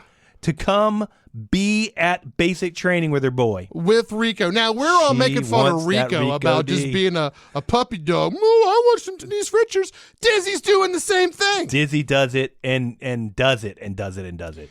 Dizzy really wants her some Rico. Right. And so the sergeant is like, hey, what makes you think that you could hack it here? Yeah, this is the best basic training, whatever that's supposed to mean. Right. So she takes on the drilling sergeant. does. She lands a hit. Giant old Breckenridge couldn't do it. She but gets a Dizzy few. does. She does well. No, but she does get choked out. But she gets choked out and a big old bruise on the side of her neck. And then we see one of my personal favorites, Ace. Ace Our leans boy over and Ace. goes, "That's going to be my job." Talking about squad leader, right? Yep. It's going to be my job. Yep, Ace, Jake Busey. By the way, Dina Meyer of 90210, I think, is Diz. But yeah, we got Jake Busey as Ace, and he is all of Busey. Like there is nobody like that guy didn't get 2 genes from his mom. Like he is all a stamp Busey of all the time. Yeah, all Busey all day. That jawline, everything. He is so Busey. So then our next scene, we're in line to get some grub, right? Yep. Breckenridge is there. He's got his cast on. He's got a water cast. Water cast, yeah. And his arm's just fine now. Yeah, he's good. He's just got it. this cast. So the technology is there. Yeah, the medicine right? is well. We'll see the back fashion tank later. has not gotten better, but medicine has taken right off. Yeah, fashion is exactly where it is. But so Breckenridge is there. He's talking about I could have taken him, whatever. And then old Ace, he just like, I don't want to wait for this pink slop that they're eating. Pink slop kills like, me, man. what is the pink slop? I don't know. Slop. It's protein paste. Yeah, but so he gets in line. He's like, I got to get my pink slop why? first. Right? Why? I don't know. He's trying to insert his dominance. Yeah, right? yeah. He's trying to. And so people play a in game. line are like, hey man, what are you doing? Like you can't be in line. Zim's in the background. You by the see, way. because he's trying to figure out who's going to be the boy. Who's going to be the leader? I know. And Rico says, hey man, get in the back of the line. So we're all like, okay, I see Rico as a leader. Right. But if you watch this scene, it's not Rico who moves them. It's Breckenridge. Yes. Breckenridge is definitely got some. I mean, if it were but for fate, I think Breckenridge would have done it, right? But Yep. anyway, Yep. Breckenridge is the pushing guy him who back. comes in and goes, get back. But you know what? Rico gets the mental check mark for that maneuver. I know. That's Rico's way, though. He will always fails his way up the ladder. He does. Diz comes around. He She goes, wants hey, to let's sit down with her have boy. some lunch. And she's like, I'm good, right? Yep. So now they're doing they do this basically American Ninja Warrior sort of American Gladiator really is what it is. I mean, right. So we're seeing them training. There's various shenanigans where people get knocked in the mud. Yeah. I mean, look. In fairness to Diz, right? Diz has got some ability. Moves. Yeah. She's and Ace. He doesn't understand why they're throwing knives. He gets all so upset there's a about whole that. knife throwing station. What and happens he's all chirping. Uh-oh. He's got things to say. And, Sergeant Zim's like, hey, wait a minute. Don't do that. Hey, Sergeant Zim's, Don't put do your that. hand out. Yeah. Right? He goes, why do I need Ace is like, why do I need knives when I can just drop a nuke on Use these my hand bugs? to shoot him with a gun. Right. So what does Zim do? He throws a knife right in his hand. Right through his hand. Right through his hand. The disregard he has for people's health He is does amazing. not care. He is a OGBA. Right. He says, and I think he says a line like, "You can't shoot a gun if you ain't got a hand. You can't push a button if you don't have a that's hand." what And then he he's said. always like, medic! Right? Yeah. There's a lot of that. And then Patrick. We got It's the my shower scene. favorite scene. The next thing you see is a bunch of naked bodies in a shower. And wait a minute, it's girls and boys Yeah, in the it's shower. a co-ed shower. Yep. Totally non-sexual. Yeah, it's very non-sexual. They're just all, but they are naked. They are, Now we don't yep. see any dong. We see a lot of breastages. Yeah. But we see no male genitalia. We see no female genitalia either. There is an ass slap in this. There is an ass slap. That's sort of sexual. Yep. So we meet Kitten. Yeah, Kitten. There's a guy named Kitten who wants to be a writer. So basically, the shower scene, serves two purposes. One, sexposition to get me horny.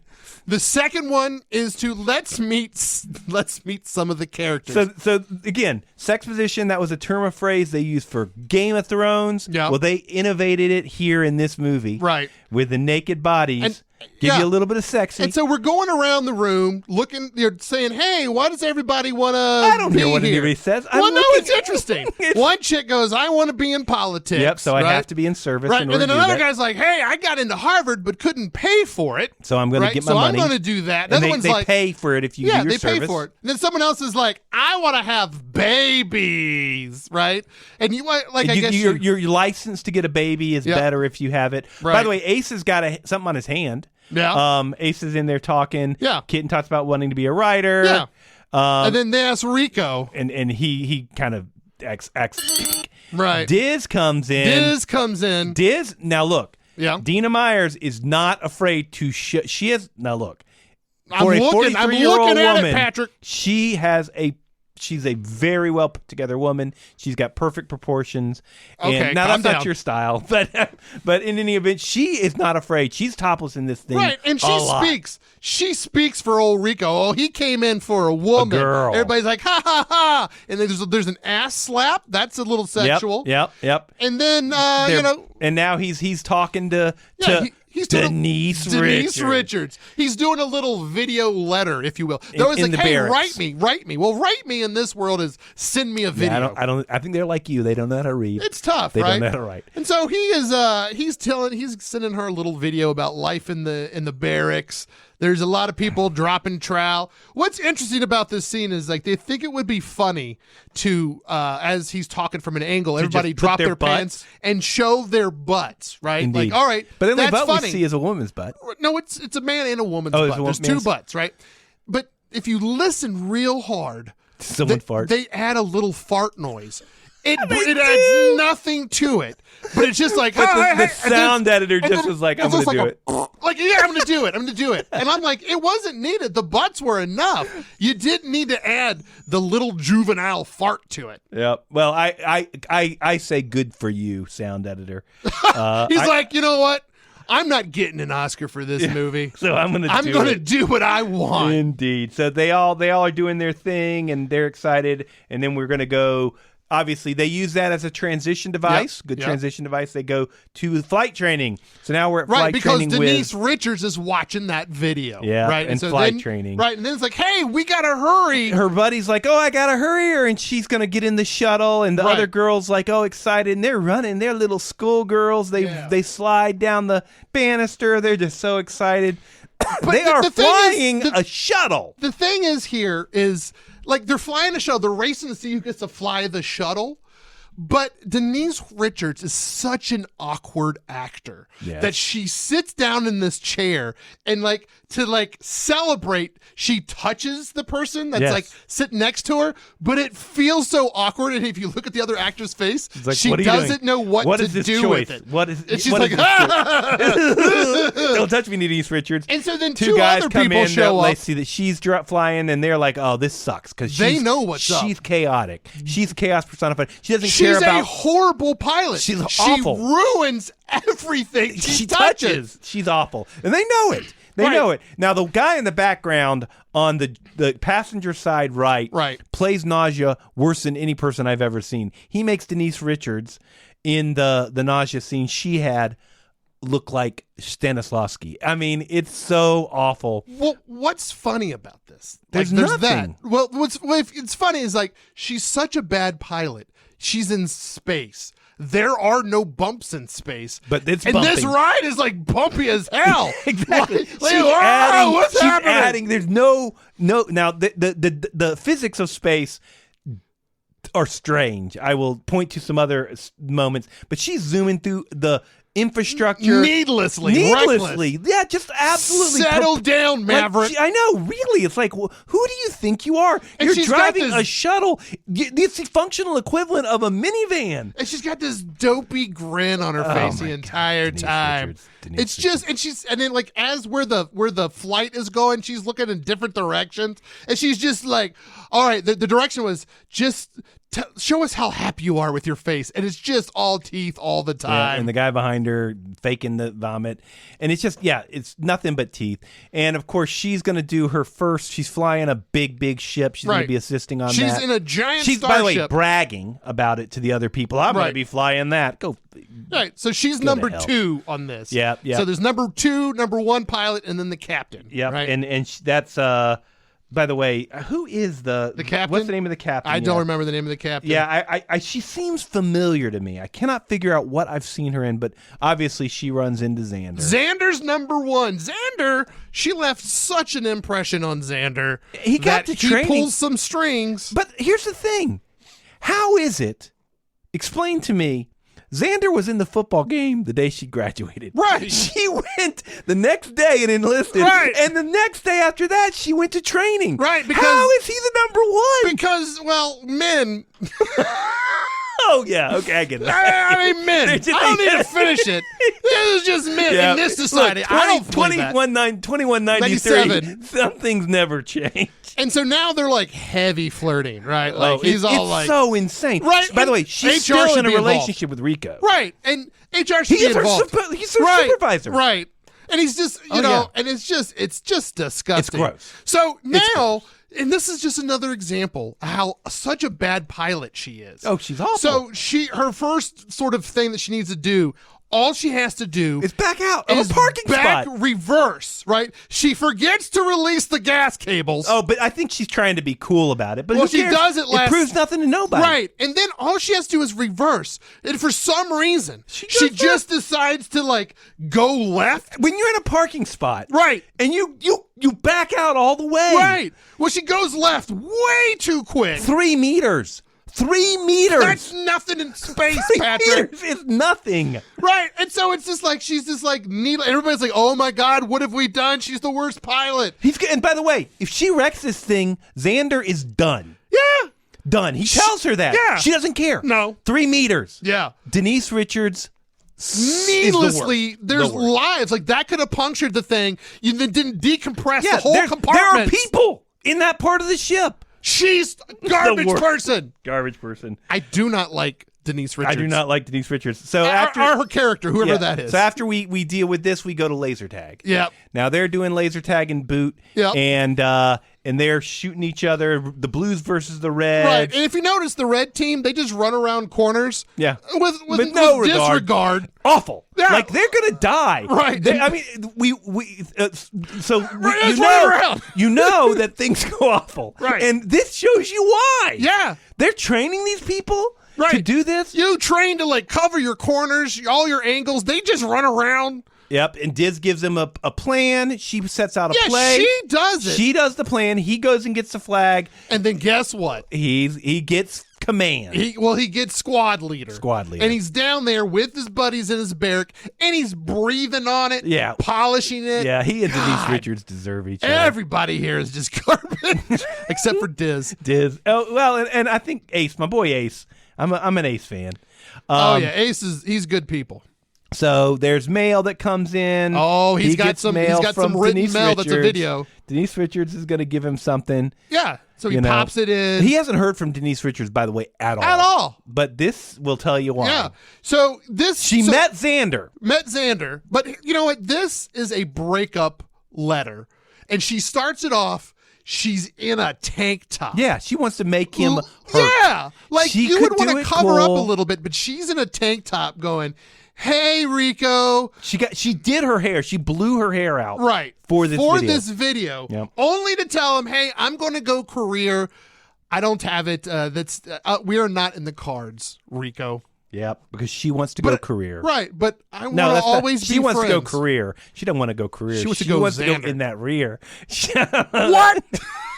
That's not what Denise Richards wants. No. She's the most asexual person in this movie. Yeah, tell him to talk to me. Tell him to talk to me. That's another thing she says, by the way. If you aren't squad, tell him to talk to me. Yeah. Before she breaks up with him. Like, think about the ego. Yeah. Like, she has any kind of say. She is a flight instructor. She is a pilot. Yeah, she's not even that yet. Well, she's number 2. Yeah, whatever. She sucks. Yeah, she thinks really highly of herself. Yeah. And now we're going to get to the next scene, which is we're going to do some live ammo.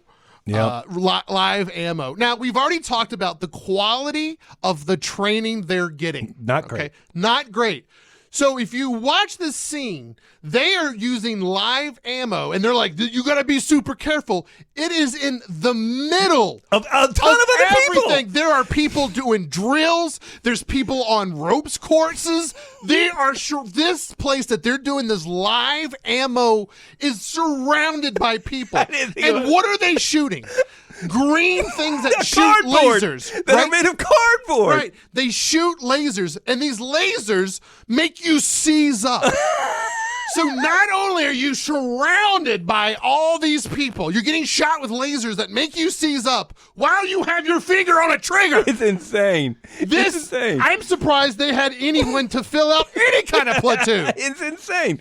So obviously we get all out there, and our boy Breckenridge, who is Eric Bruxter is the actor's name. His helmet's all screwed up, and I got to tell you, Yeah. it is screwed up. These helmets don't fit right on By these the way, people's heads. he's not the only one who has there are a lot The of places. entire movie, those People's helmets were problematic. Yes, and by the way, I'll talk about this later, but they did, the entire cast, all of the Marines, did a 12-day training in the mountains, very, very cold. Yeah. Nobody was treated special. Everybody was exactly the same. Sure. And some people almost dropped out. It was apparently like really, really rigorous in order to sort of get the sort of the esprit de corps. So anyways, Rico ends up taking his helmet off like a dumbass. Get it here. Let me have it. I'm going to fix it for you. Right? Yeah, and well, so what happens? I mean, someone gets shot with one surprise, of those green surprise. lasers. yeah. She compulses, and then she shoots Breckenridge right in the eye. She freaking, that is I gotta say, the gore effects, the body gore effects Was good are for that time. impressive. I think they're pretty darn good. Like, especially when they have like the Mormon scene and all the scenes where there are bodies all over. Sure. Like, the models are pretty impressive. They're okay for the time. Yeah, I thought they were impressive. So we find out now Rico's in some trouble. We got Hank from Breaking Bad. Yep. He's all like, were you licensed to be able to fix that helmet? No, right? Nope. Now, let's Administrative Dean Norris, by the way. Let's forget the fact that Breckenridge got shot in the face. If he was wearing that helmet, he still would have died, right? He's dead. Right. What he didn't have any impact upon this whole thing. But yeah, they're going to give him administrative punishment. What's that administrative punishment? It's going to be 10 lashes. 10 lashes. 10 lashes. Now, let's talk about this because we had a little bit of, So, how many lashes do you think he could take? Not these lashes, because these lashes are for real. The first one splits him right down the side, like it's blood immediately. Could you take a couple? Well, it depends. Am I going to get lashes from our back scratcher that has a discourse in modern cinema written right down it? If I'm going to, if you're going to whip me with one of those, I could probably take a lot. Yeah, I know. Those things As a matter are of fact, great. As a matter of fact, they're great for that. Yeah, I haven't done that yet, Patrick. Yeah. Look at You you. should. I know. Well, progressive. It's 2098, and 2198. Yeah.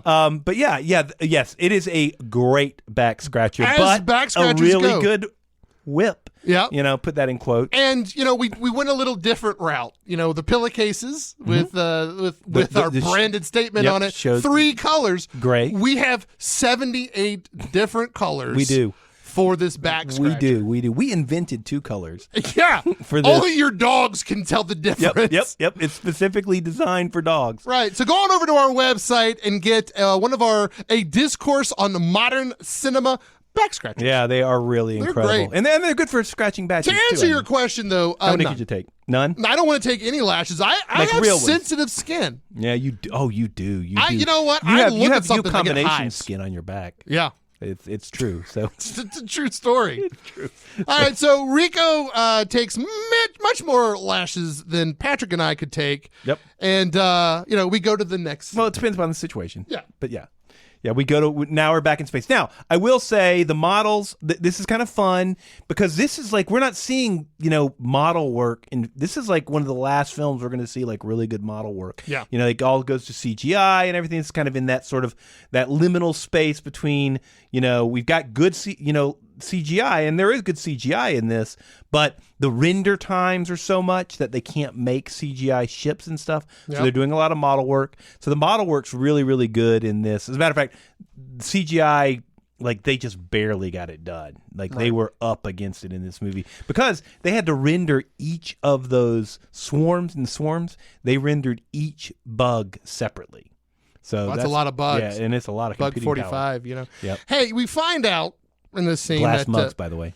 what's that? Glass mugs, Oh, not yeah. like our mugs. Our mugs No. are great.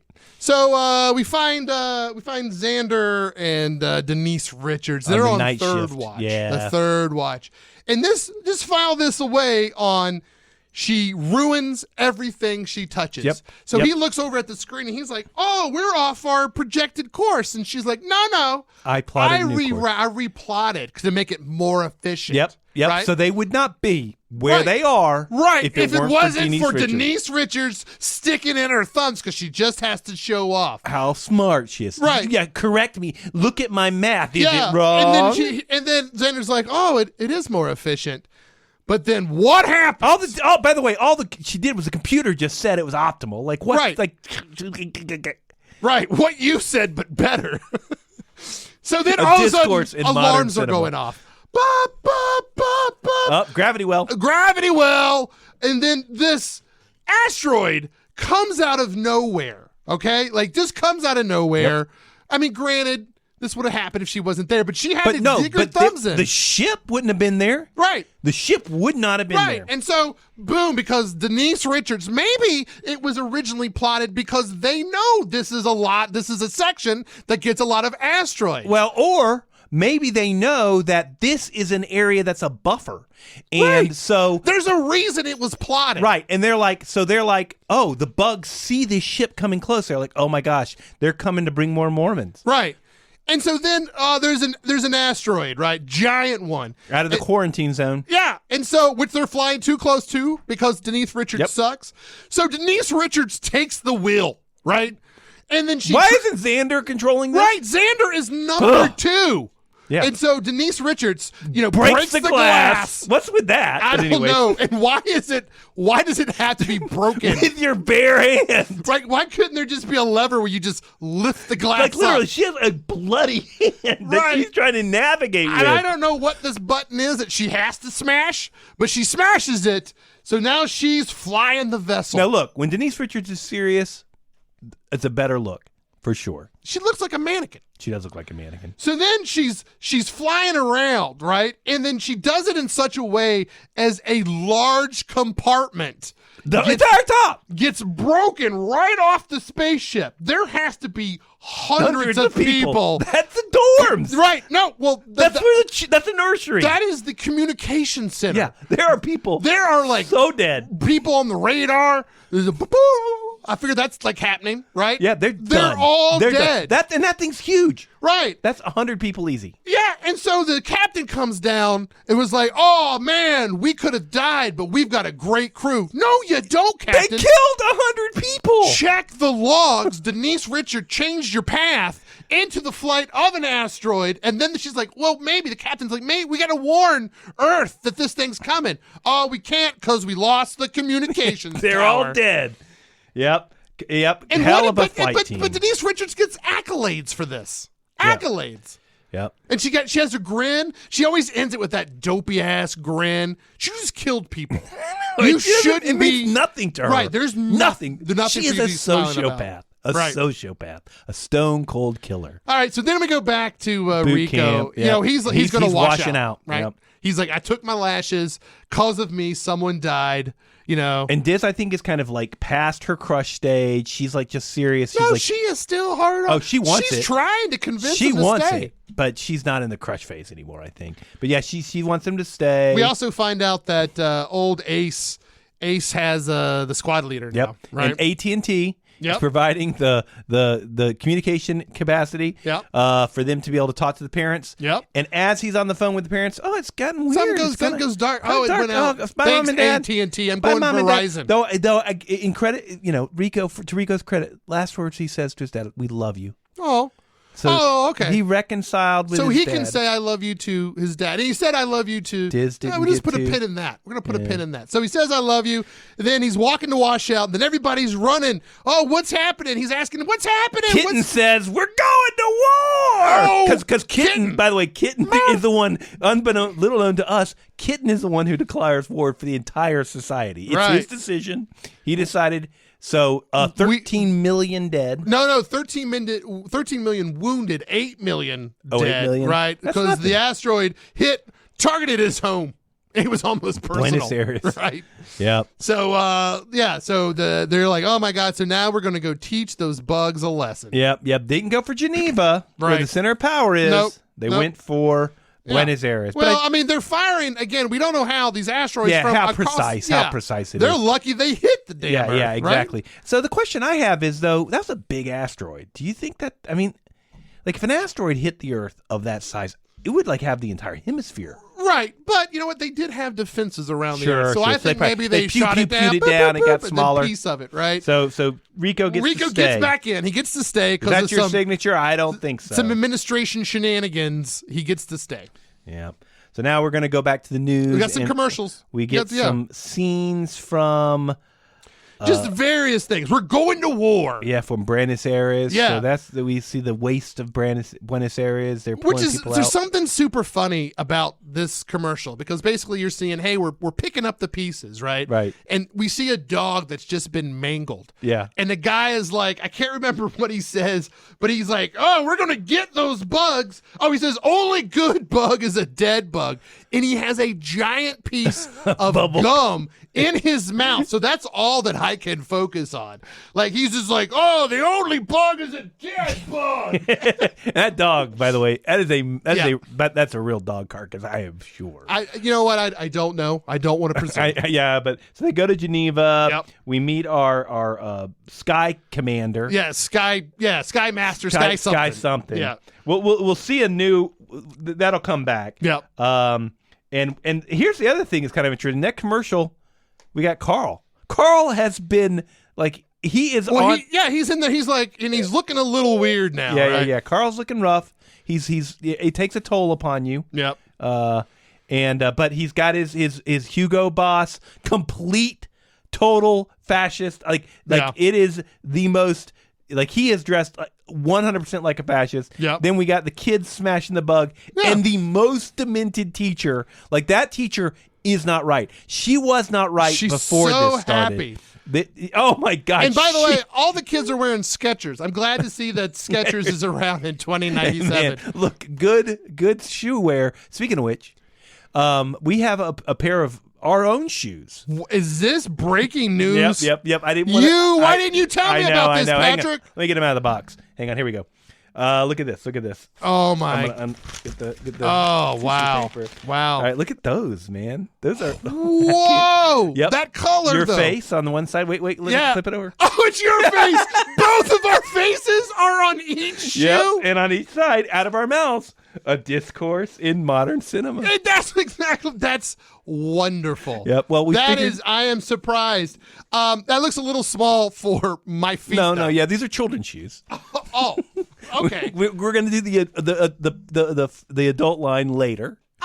But we thought the kids would. So the kids would like these well, shoes. they focus tested really well with 8-year-olds. Right. Okay. So we're gonna. So we're when gonna you're start there. smashing bugs. Yep.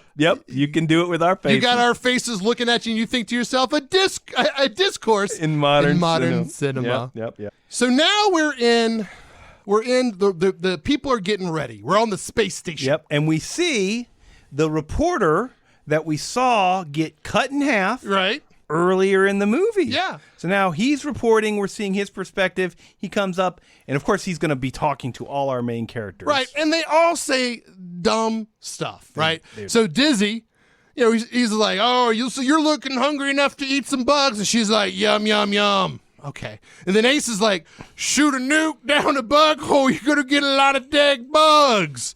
And then old Kitten shows up, and he's like, I just hope it's not over before we get some. Oh, sweet Kitten. Oh, Kitten. Kitten, you should have. For that tattoo. Right. And so the gang gets interviewed, and You kind of see them running around. They're together. The mobile infantry. Yep.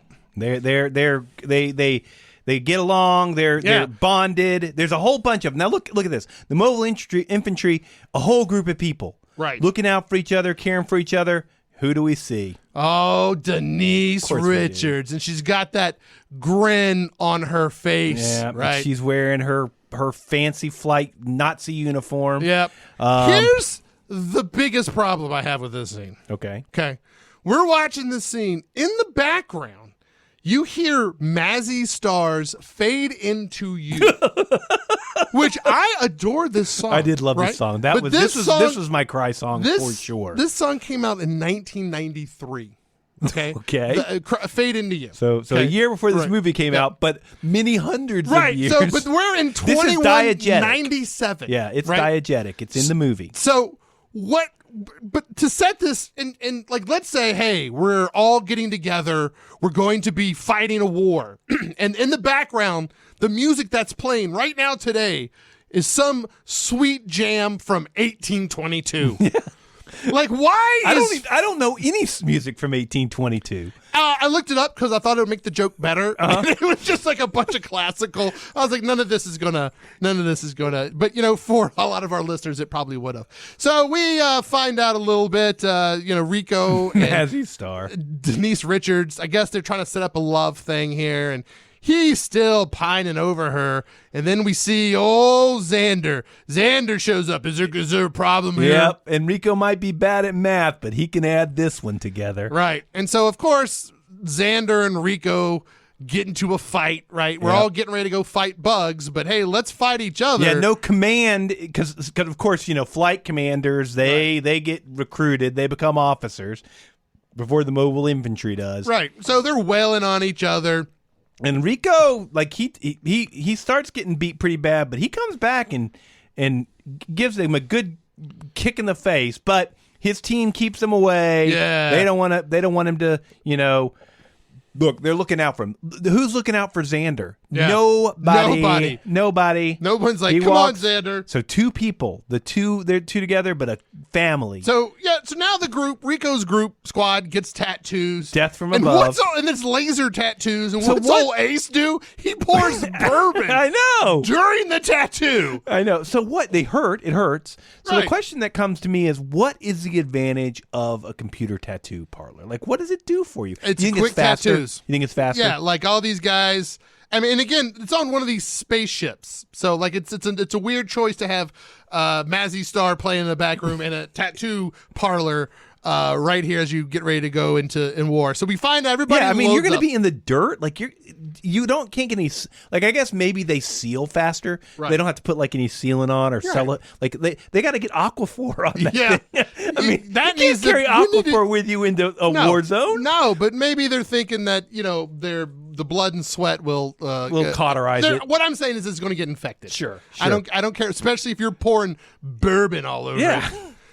So it's a little choppy as they start to head towards the planet that they're invading to teach these bugs a lesson. Yeah, this is like a D-Day invasion type situation. They're in the drop ships that go down. And then we see these like giant plasma shots being shot. Yeah, where are they coming from? Well, they're coming from the butts of the giant bugs. I know. I was kind of that's one of my. So we get to meet all of our new kind of. We've seen the arachnids. Then we got the plasma bugs. We get the plasma butts, and they see him coming up, and the captain. Do you think they were planning on having different like action figures for this? Maybe. Like, I mean, because clearly they got all the different types of bugs. But yeah, they're going through the atmosphere. And then the captain goes, "Oh, these plasma shots are only going to be light and random." Yep. Right? Yep. Guess what? Newsflash. Nah. They weren't light and random. Yeah, somebody I think she says something to the effect of, somebody got it wrong. Somebody got it really wrong. Right. And so now giant starships are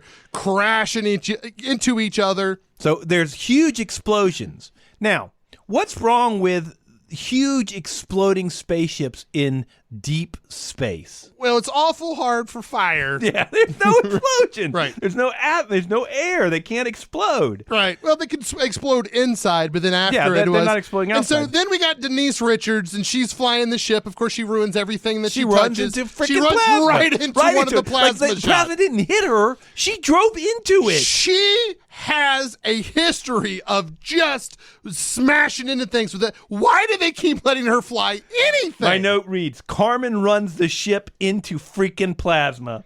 Like she almost Fire aims her. for it. Yeah. Right. So now we're on this is the first wave coming in. And they're running out. They're hungry to kill some bugs. Yep. And they're shooting, and then they're shooting up off on the bugs, and the plasma bugs are showing their butts, and flex, poop. Yep. And they poop the plasma up into space. And then the bugs that are coming, they're not ready for. No, they're Right. not. It turns south awful quick, and so these bugs are attacking them. Now they do hit one of. They do get shot in. They hit one of those plasma bugs with a nuke. Yeah, well, you know Handheld what? nuke. They got the first blood, but after that, it went south fast, right? It goes bad. So And Mr. Harvard, I got into Harvard. He gets killed, right away. I want to have babies. Runs away. She gets taken out. Yeah. She falls into a cave, and she's going to become like they drag her off. We don't know what's going on in her future, but it's not good. Right. She's gonna. We'll talk about what happens to her, but I imagine that what happens to people later. Oh God, is what probably happened to her. Maybe, I don't know. Yeah. So Ace, the new squad leader, he chokes. He's like, "What are we gonna do?" Hard. And he's like, "I don't know."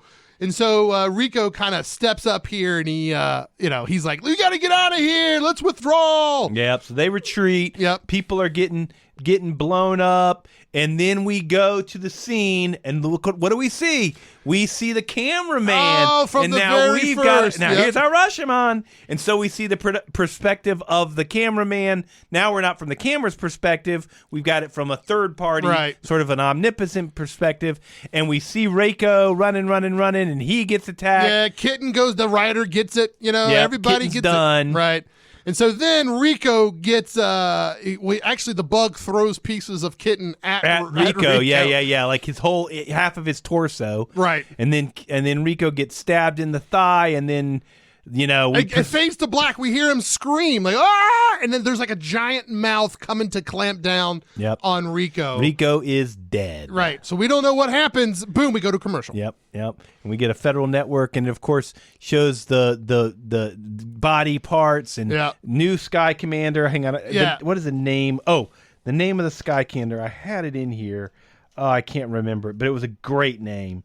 They change leadership, and the thing is, by the way, there's a line in here. Oh, kill them all. But there's a talking head thing. So there's a guy, this erratic sort of bumbling guy. It's like an ad for like a talk show. Do you think it's Tucker Carlson with the bow tie? Do you think they're parodying Tucker? Oh, the Sky Marshal Tahat Maru. All right. I like that name a lot. But yeah, I was like, I think it might be a parody because Crossfire was kind of a thing in the 90s. Oh, maybe. And I think they're parodying Tucker Carlson in this movie. And they talk about the brain bug for the first time. They think there's a brain bug. She mentions there's rumors of a brain bug, and he is offended. A thinking bug, I find that offensive, he says. That's his final line. That's the most silliest thing. Basically, at the end of the day, we underestimated the defense capabilities of the bugs, right? Yeah. So they taught us a lesson in humility. Mm-hmm.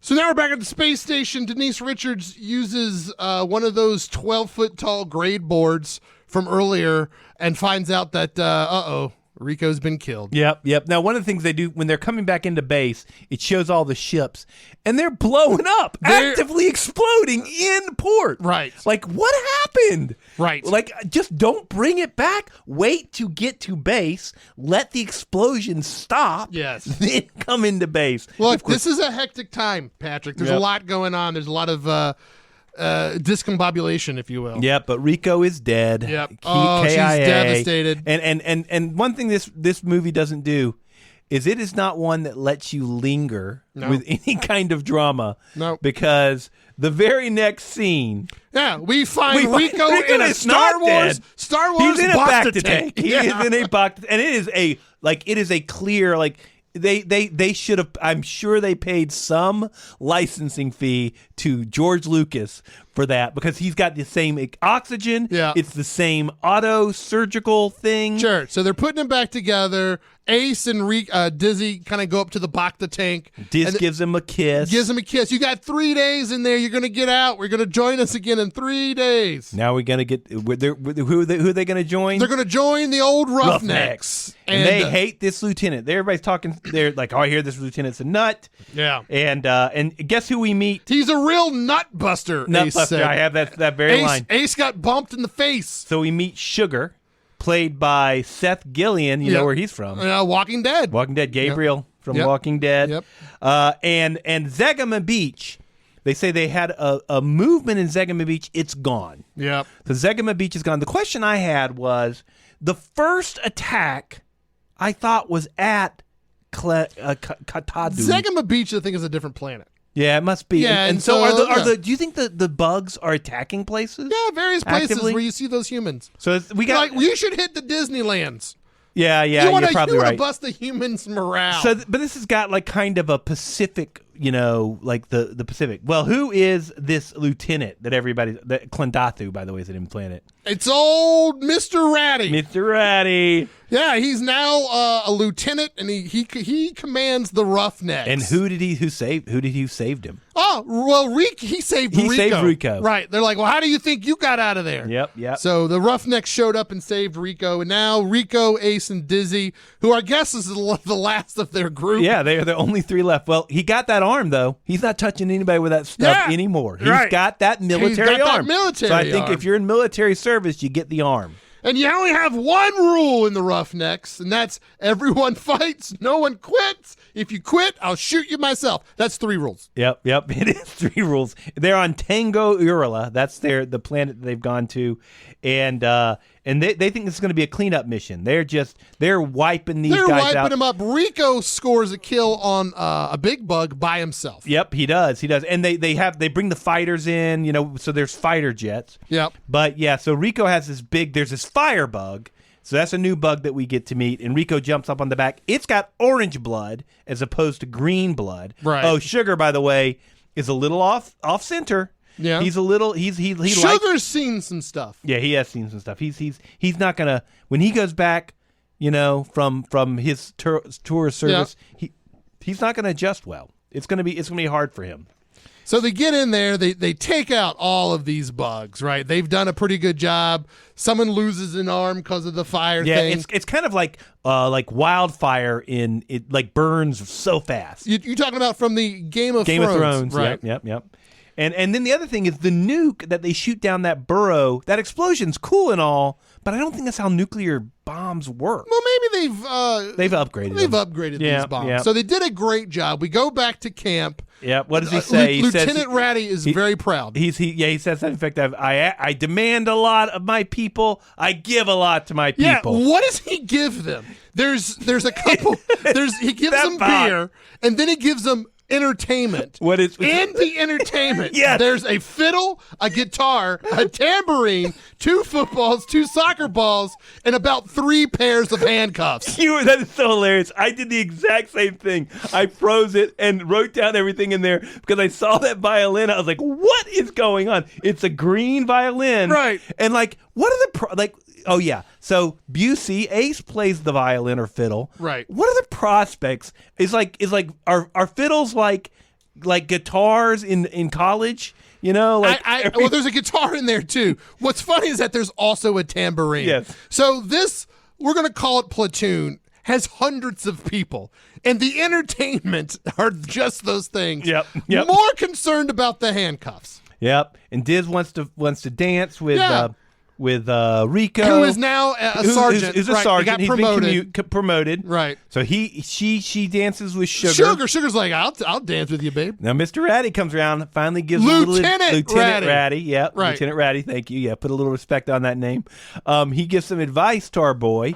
he says, "Don't let a good thing." What does he say? He says, "Don't let a good thing get away," or something like that. Yeah, something to effect that effect.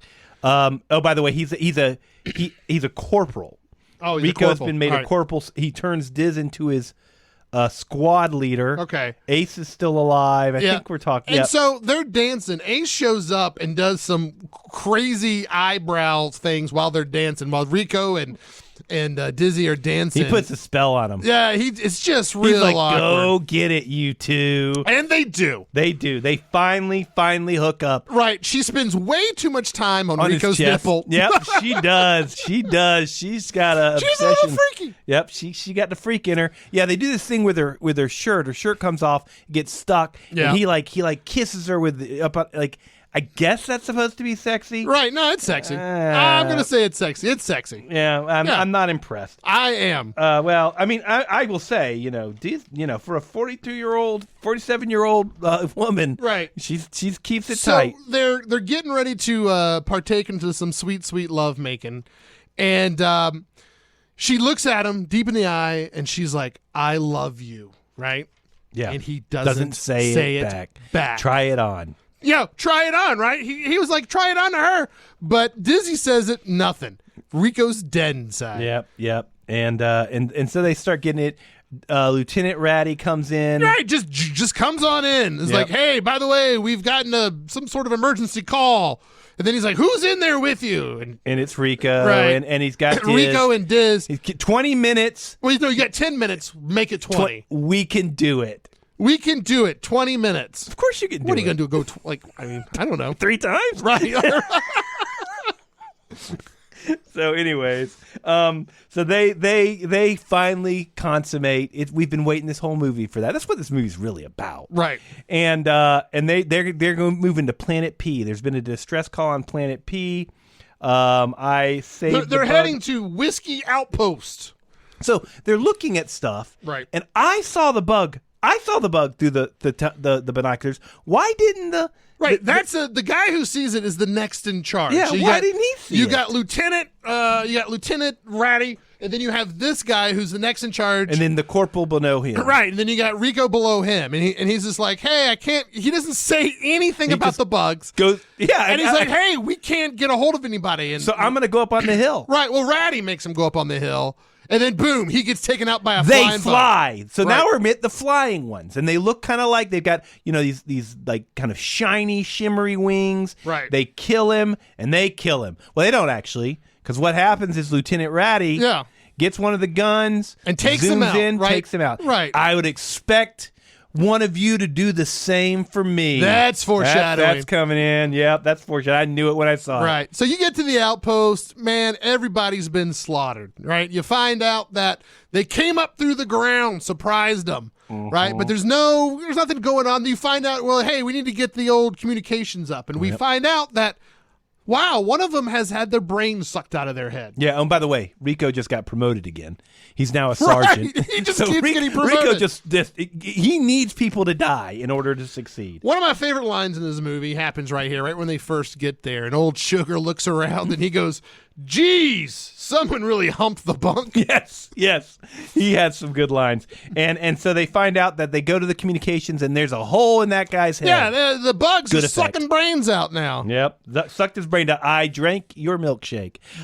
Indeed they did. And then we find the general who's been asshole. hiding in a locker. He's clearly he is the most cartoonish character in this whole movie. Right. He's just an absolute failure. And he is, kind of. Well, you know what, Patrick? He's seen some traumatic stuff. Yeah. Right. We walk a mile in his shoes. Yeah. No, they're fair. But right. His shoes doesn't have our faces on them. Yep. But he has shoes that he's walking around. He's walking around in. Yep. And he says, "Oh, you." So apparently, if they put the thing in their brains, it can control them. Yeah. So they made them call in the rescue. The roughnecks to come in. Yeah. It was a trap. It was a bug trap. And there's a swarm coming. And the swarm comes. No sooner does he say it than it happens.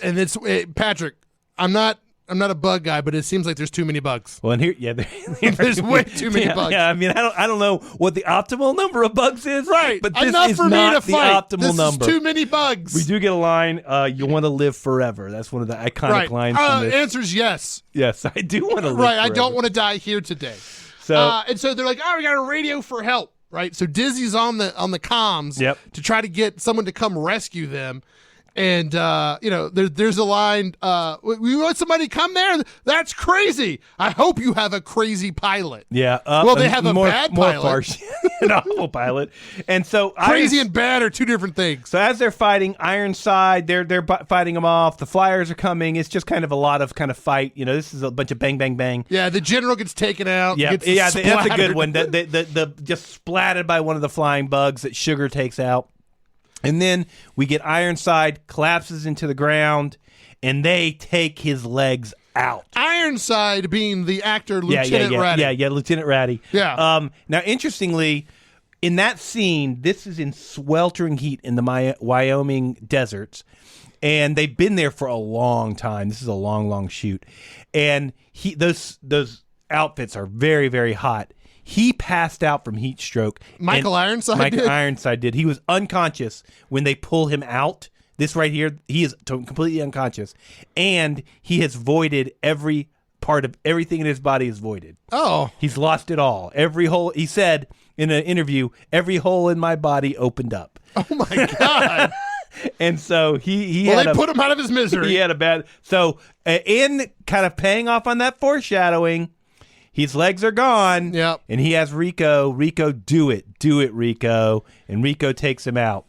Diz throws a grenade, takes out a biggin right into a biggin's face, and she is so excited. And she's don't get excited. She's skipping. She's like, I'm so excited. Don't get. She's excited and then dead. And then out of nowhere, a 9-foot tall bug who was previously not there is there. Stabs They're her. Stealthy. They're very stealthy. They put on their kitten paws and they can get up on you. So, she's been stabbed multiple times. Twice, right she through has the body. a big, giant trunk. Don't take it out. Don't take it out. What does Rico do? Takes it out. Don't take it out. Why would you take that out? It's keeping all the blood there. Every time there's been some sort of horrible thing that happens, Rico or someone yells medic. He doesn't yell medic here. He just thinks he knows how to fix it. Just takes it out. Right. And I think, the reality is he had his time with Diz. He's like, okay. I got what I need. I don't want her to make it. Right. So Diz dead. Right. Diz dead. Well, she's not dead yet. But she's dying. Xander and Denise Richards comes and saves them. Yeah. They're flying away. Yeah. And then she has this great ending line. It's, Johnny, I'm dying. And Rico says, nah, Diz, you're going to be all right. It's okay. Because I got to have you. That is the worst line. Right. Oh, my God. And he still doesn't say, I love you. I know. Rico's I know. He is. He's almost Denise Richards. I mean, he's no Denise Richards. He's not Denise Richards, but they deserve each other is what I'm saying. Yeah. So she's done. And then, by the way, Xander's like, by the way, Rico's not dead. He's in the back there. And by the way, they barely make it. Denise Richards almost kills them all. Right, and again, it's super bumpy, but I guess they're in atmosphere, so that's acceptable. So getting even worse, so we go to a funeral scene. Diz is being... Well, can we wait? Wait till we get to the funeral scene, right? Okay. So we're flying in space, and we're going back. We're meeting up with the starship, right? And as they're having a conversation, you see Rico is talking to Denise Richards, and behind Denise Richards, you see space. Just empty space. Nothing behind them, right? And so Rico's like, hey, by the way, we need to go blow this up. And the captain's like, no, we've got better plans. Empty space behind Denise Richards. Then she's like, wait a minute, look.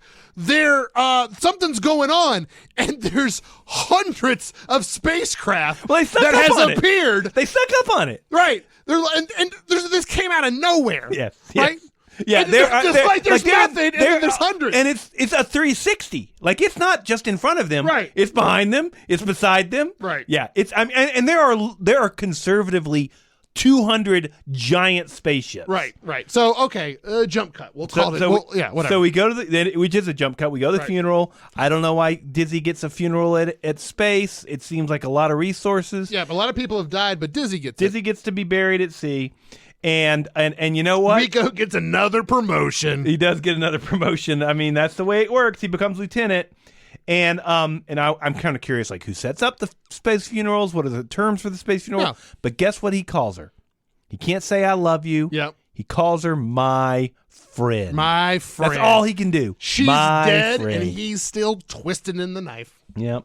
So And then who do we see? Who do we Nazi see? Doogie. Here we go, Nazi Doogie. So Carl is looking gaunt. Because just so you know, most of the Nazis are in their 40s. He's in his teens. Right. Yeah, he's a Doogie. Well, he's Doogie got Nazi. some talent. When you see talent, Yep. you recruit it. Nazi talent is not easy to come by. So we find out Back that then. I mean, it's a dime a dozen now. Nazi Doogie is tasked with finding this brain bug, and they're going back to P to capture that bug. And by the way, Nazi Doogie knew that this was going to be a bad attack. They sent him in there knowing that all these people would die, including Diz. Yep. And he just doesn't care. Well, and by the way, Nazi that being Doogie's said, looking rough. Yeah, he's gaunt. But Diz also didn't dance with him at that high school dance for very long, right? Right. So he's like, I've been harboring that anger for a long time. Who has the last laugh now? So they do meet their new recruits, and it's again throwback to that very first scene. Right, with they the are children. literal children. They are children. Some of them they look have 12. cast 11-year-olds to play these military roles. Right. And they are fresh out of boot. Right. And he gives the same speech that old Lieutenant Ratty gave him. he calls them Rico's roughnecks. They just like Mr. Lieutenant Ratty. Right. Nobody cares. No. You're yesterday's news. You saved all of our lives. What have you done for me lately? Yeah. So he gives them the speech. They're getting all excited about it. We're going to go to war. And then we flash to space. Oh, the war. We've started. And look at that. They are getting pummeled. And Denise Richards is like, she's there. They're getting, look at that. Right. Denise Richards is absolutely, her ship is getting beat to pieces. Well, she's trying to do some evasive action, which fails. She crashes another ship. She tells her, jump to warp drive, clear us to warp.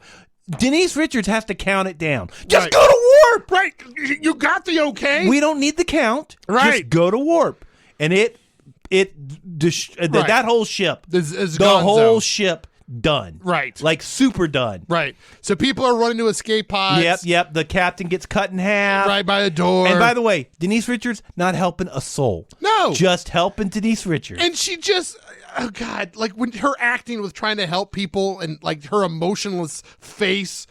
Ugh! They get to the escape pod. And unfortunately. They are the only ones who get to the escape pod. Well, there's several escape pods. Yeah, I'm but sure. they crash into the walls. Right. So it's so funny. So they get into the escape pod. They're heading towards the planet, right? And you know what? She can't even land the escape pod. She runs into a mountain. Luckily she runs into a dude in space. She's in the expanse of space, and she hits a guy. He was alive. Right. That guy was going to make it. Right. But, all right, so then she doesn't even land the escape pod on the planet. She runs into a side of the mountain. Yeah. Luckily for her, it was hollow. Yeah. Hollow mountains. I mean, look, we don't know about this planet, but it is. He does say, can you land it? He plots out a landing destination, and she immediately crashes into the freaking mountain. Right, which of course is infested with bugs. Yep. And then we get our brain bug comes out. Well, they're starting to get surrounded by bugs, and Xander gives old Denise Richards a knife, but they get their guns ready, and they're getting surrounded by bugs. So they're putting up sort of a defense here, but they're surrounded.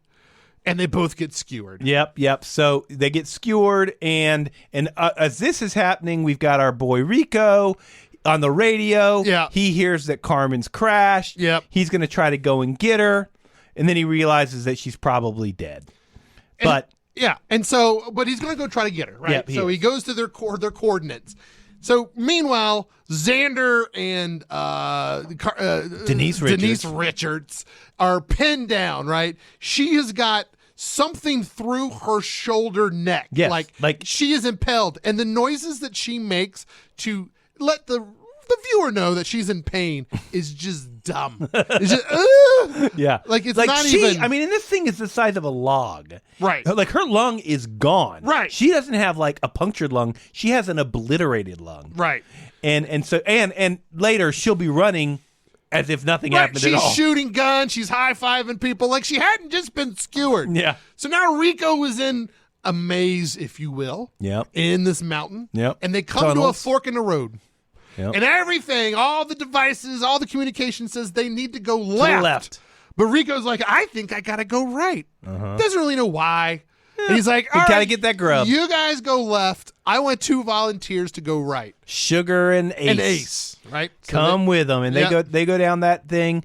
And as they're going down, we see that now we get the brain bug, and this brain bug is accompanied by a bunch of stuff, and it looks like a giant vagina. It is very.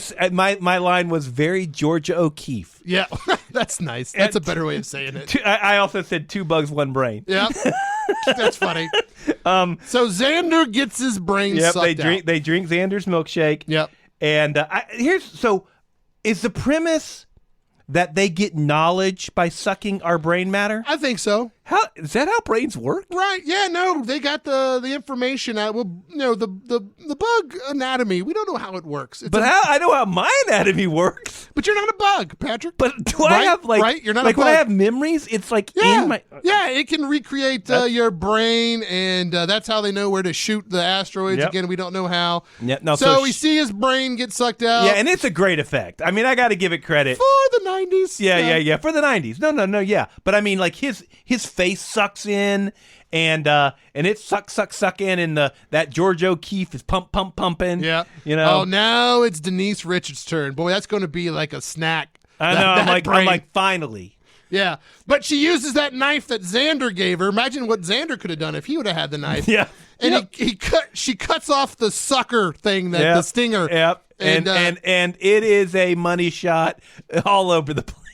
There's blood and guts going everywhere. So Rico shows up during the money shot, and he's got a nuke in his hand. Yep. And he's talking to the bug. You know he's what this is? You know what this is. You know what it is. Boom. You're gonna and they do know what it is. They stay away. Right. They've eaten enough brains. They know what that is. Yep. And they start shooting.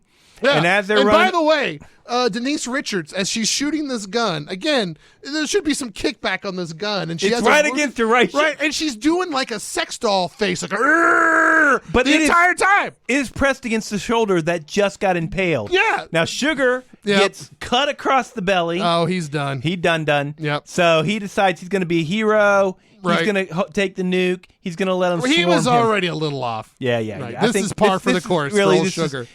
Sugar didn't have a good future. Now we saw this nuke in action earlier in the movie, where it blew up a lot. Large swaths. They're of land. in a tunnel. Right. So this thing goes basically off. a gun barrel. Right. They somehow outrun the explosion. Yeah, and a rock falls to block the rest of it, I guess. Right. But yeah. So then they go out, and hey, we're done. Yeah, the movie over. War's over, right? Like movie over, y'all. They come out of this thing. Someone has gotten the brain bug. It is wild that this entire movie ends. The biggest sort of point of the movie happens completely off screen. Right. And they come in, and of course Carl is there. Yeah. Nazi Doogie. Yeah. And they're like, what is it thinking? And he puts his hand on it. It's afraid. It's afraid. Of course it's afraid. And everybody's cheering. Like everybody's got their hands in the air. Woo! Yeah. And of course Rico is Cyrano. We realize and what do we find out? The who collected that bug? Oh, it was old Zim. A private. Earlier, now one of the other foreshadowings is that he goes, I gotta go fight. And he goes, in order for you to fight, you'd have to be busted down to private. Right. And that's what he did. He says, Zim, it's you. And he goes, Private Zim.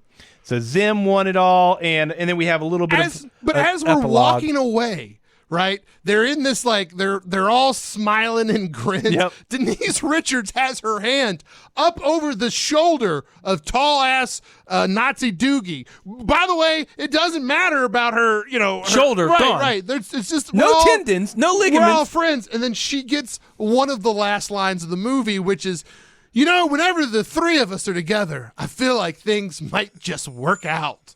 Good. Oh my God, they've all lost friends and lovers and minutes ago, not Right. days to minutes right. ago. And she's just all She watched friends. the guy's brain sucked out. Right. I think we're going to be just fine. Smiles and grins. Oh, Denise Richards. Oh my God, when she was on screen, I just was angry, right? So then we find out, yep, Zim got the brain bug. He gets all the credit. In history, they'll get the credit. And then they have some last minute a little ads. epilogue. Right, where they're torturing the bug. The brain bug. just shoving stuff into its George O'Keefe. Yeah.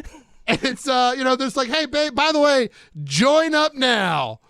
We've got better weapons. Like, they show off these weapons. Like, where were these weapons before? Right? Yeah. Well, look, the war effort creates technology. What happened was there was Project Paperclip, right, where they were recruiting the bugs sure, for the bugs to come and be scientists in America. Right. And we find out that now Denise Richards, who apparently is the best pilot ever, is the captain of her own vessel. Yeah. Like, she didn't destroy enough hardware. They wanted to destroy more. So, yep. And then we end with, hey, we're going to be going to war, Starship Troopers 2. Yep, and there were many Starship Were Troopers. there? I knew there was a 2. There were like 5. Oh my God! It was because it was quite successful after in video. Like, even not now, like right, even in the 90s and early 2000s. So let's talk a little bit about some of the reviews, the final reviews. A few of the comments were. Let's see. Hannah says sci-fi college military propaganda that takes place in a post-free the nipple world. Probably the most slime I've seen in a movie. Oh, wow. Incredible. Hannah, what did Hannah give it though? She gave it a 1 star. Oh no, Hannah. Spence says blah blah authoritarian militaristic societies and blah blah the humans are bad guys, blah blah it's a play on state sponsored propaganda. Whoa. Blah blah blah literally shut up, no one cares. Wow.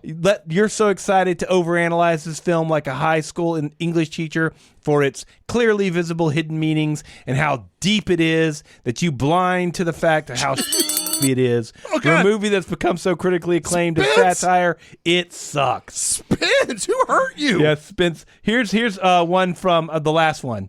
This one is from Asim Mirza. He says George Lucas's Star Wars had sex with James Cameron's Aliens and gave birth to this ugly movie. So, and feel like you could watch a 20-second clip, think, yeah, those are Nazis, and save yourself 2 hours. So, wow, those are the reviews. And I will say, a lot of the reviews are a lot of self-serious commentary about very, very proud of themselves that they see the satirical Nazi. Like, dude, yeah, don't get too proud of yourself. It's kind of up in your face. Like, it's not especially subtle. Right. This is not a subtle film. So what are your final sort of thoughts? Like, your takeaway, your I hate Denise Richards. She just every time I could not get over it.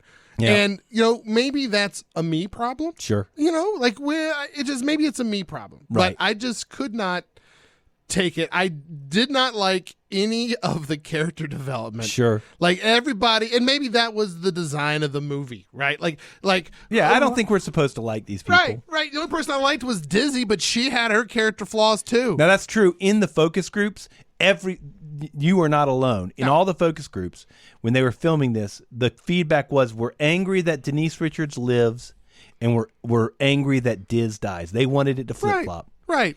And it was just she was just so useless, and she was just so bad. Like, I mean, bad in the movie, bad as an actor. Yeah, like, just levels of bad. Well, you need to journal a little bit about I feel that. Like I need to journal. And you should probably journal. Yeah, only if we had something, Patrick, you could journal that we can journal on, which we do. We do. Big surprise, everybody. 2 big surprises. First one is we have a journal. Yep. Right on the front of it is a discourse in the modern cinema. Yep. You can get those. And remember at the top of the show, right? I said, hey, look, guys. We read those emails. We do. We read those letters that you sent us. And someone wrote us one in ink. And it basically was like, hey, Rob, what's the deal with your merch? Okay, well, you've got me, because I feel like we have a lot.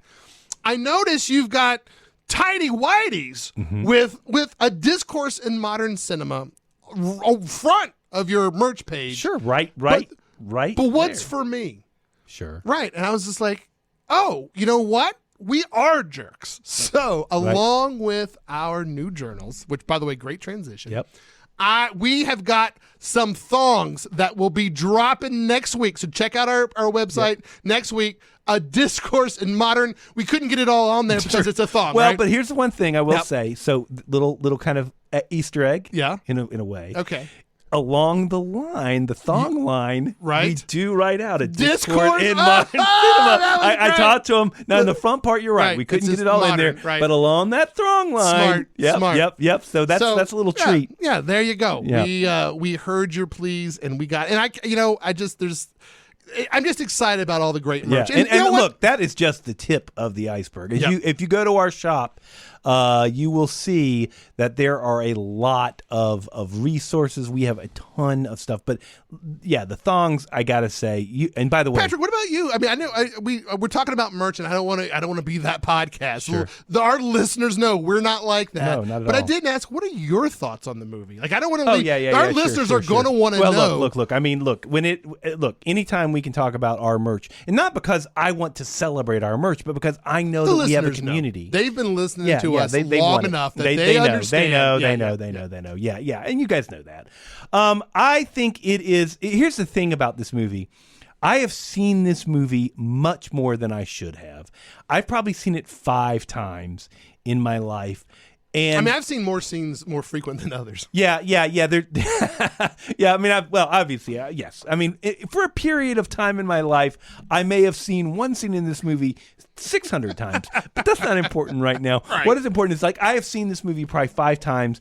So when it came time to watch it again for this, to refresh myself, I was like, $4 to rent it, or, $7 to own it. And I was like, look, I've rented this thing for $4 at least 4 times. Right. I've already spent $16, $20 on this movie. You're in it. Just buy it. Yeah. Just buy it. Right. So I own Starship Troopers. I'll probably watch it again. So I can borrow it anytime if I You want. can Right? anytime I'd be you like, want. hey. Come by the house. Yep. It's shipped well. Right.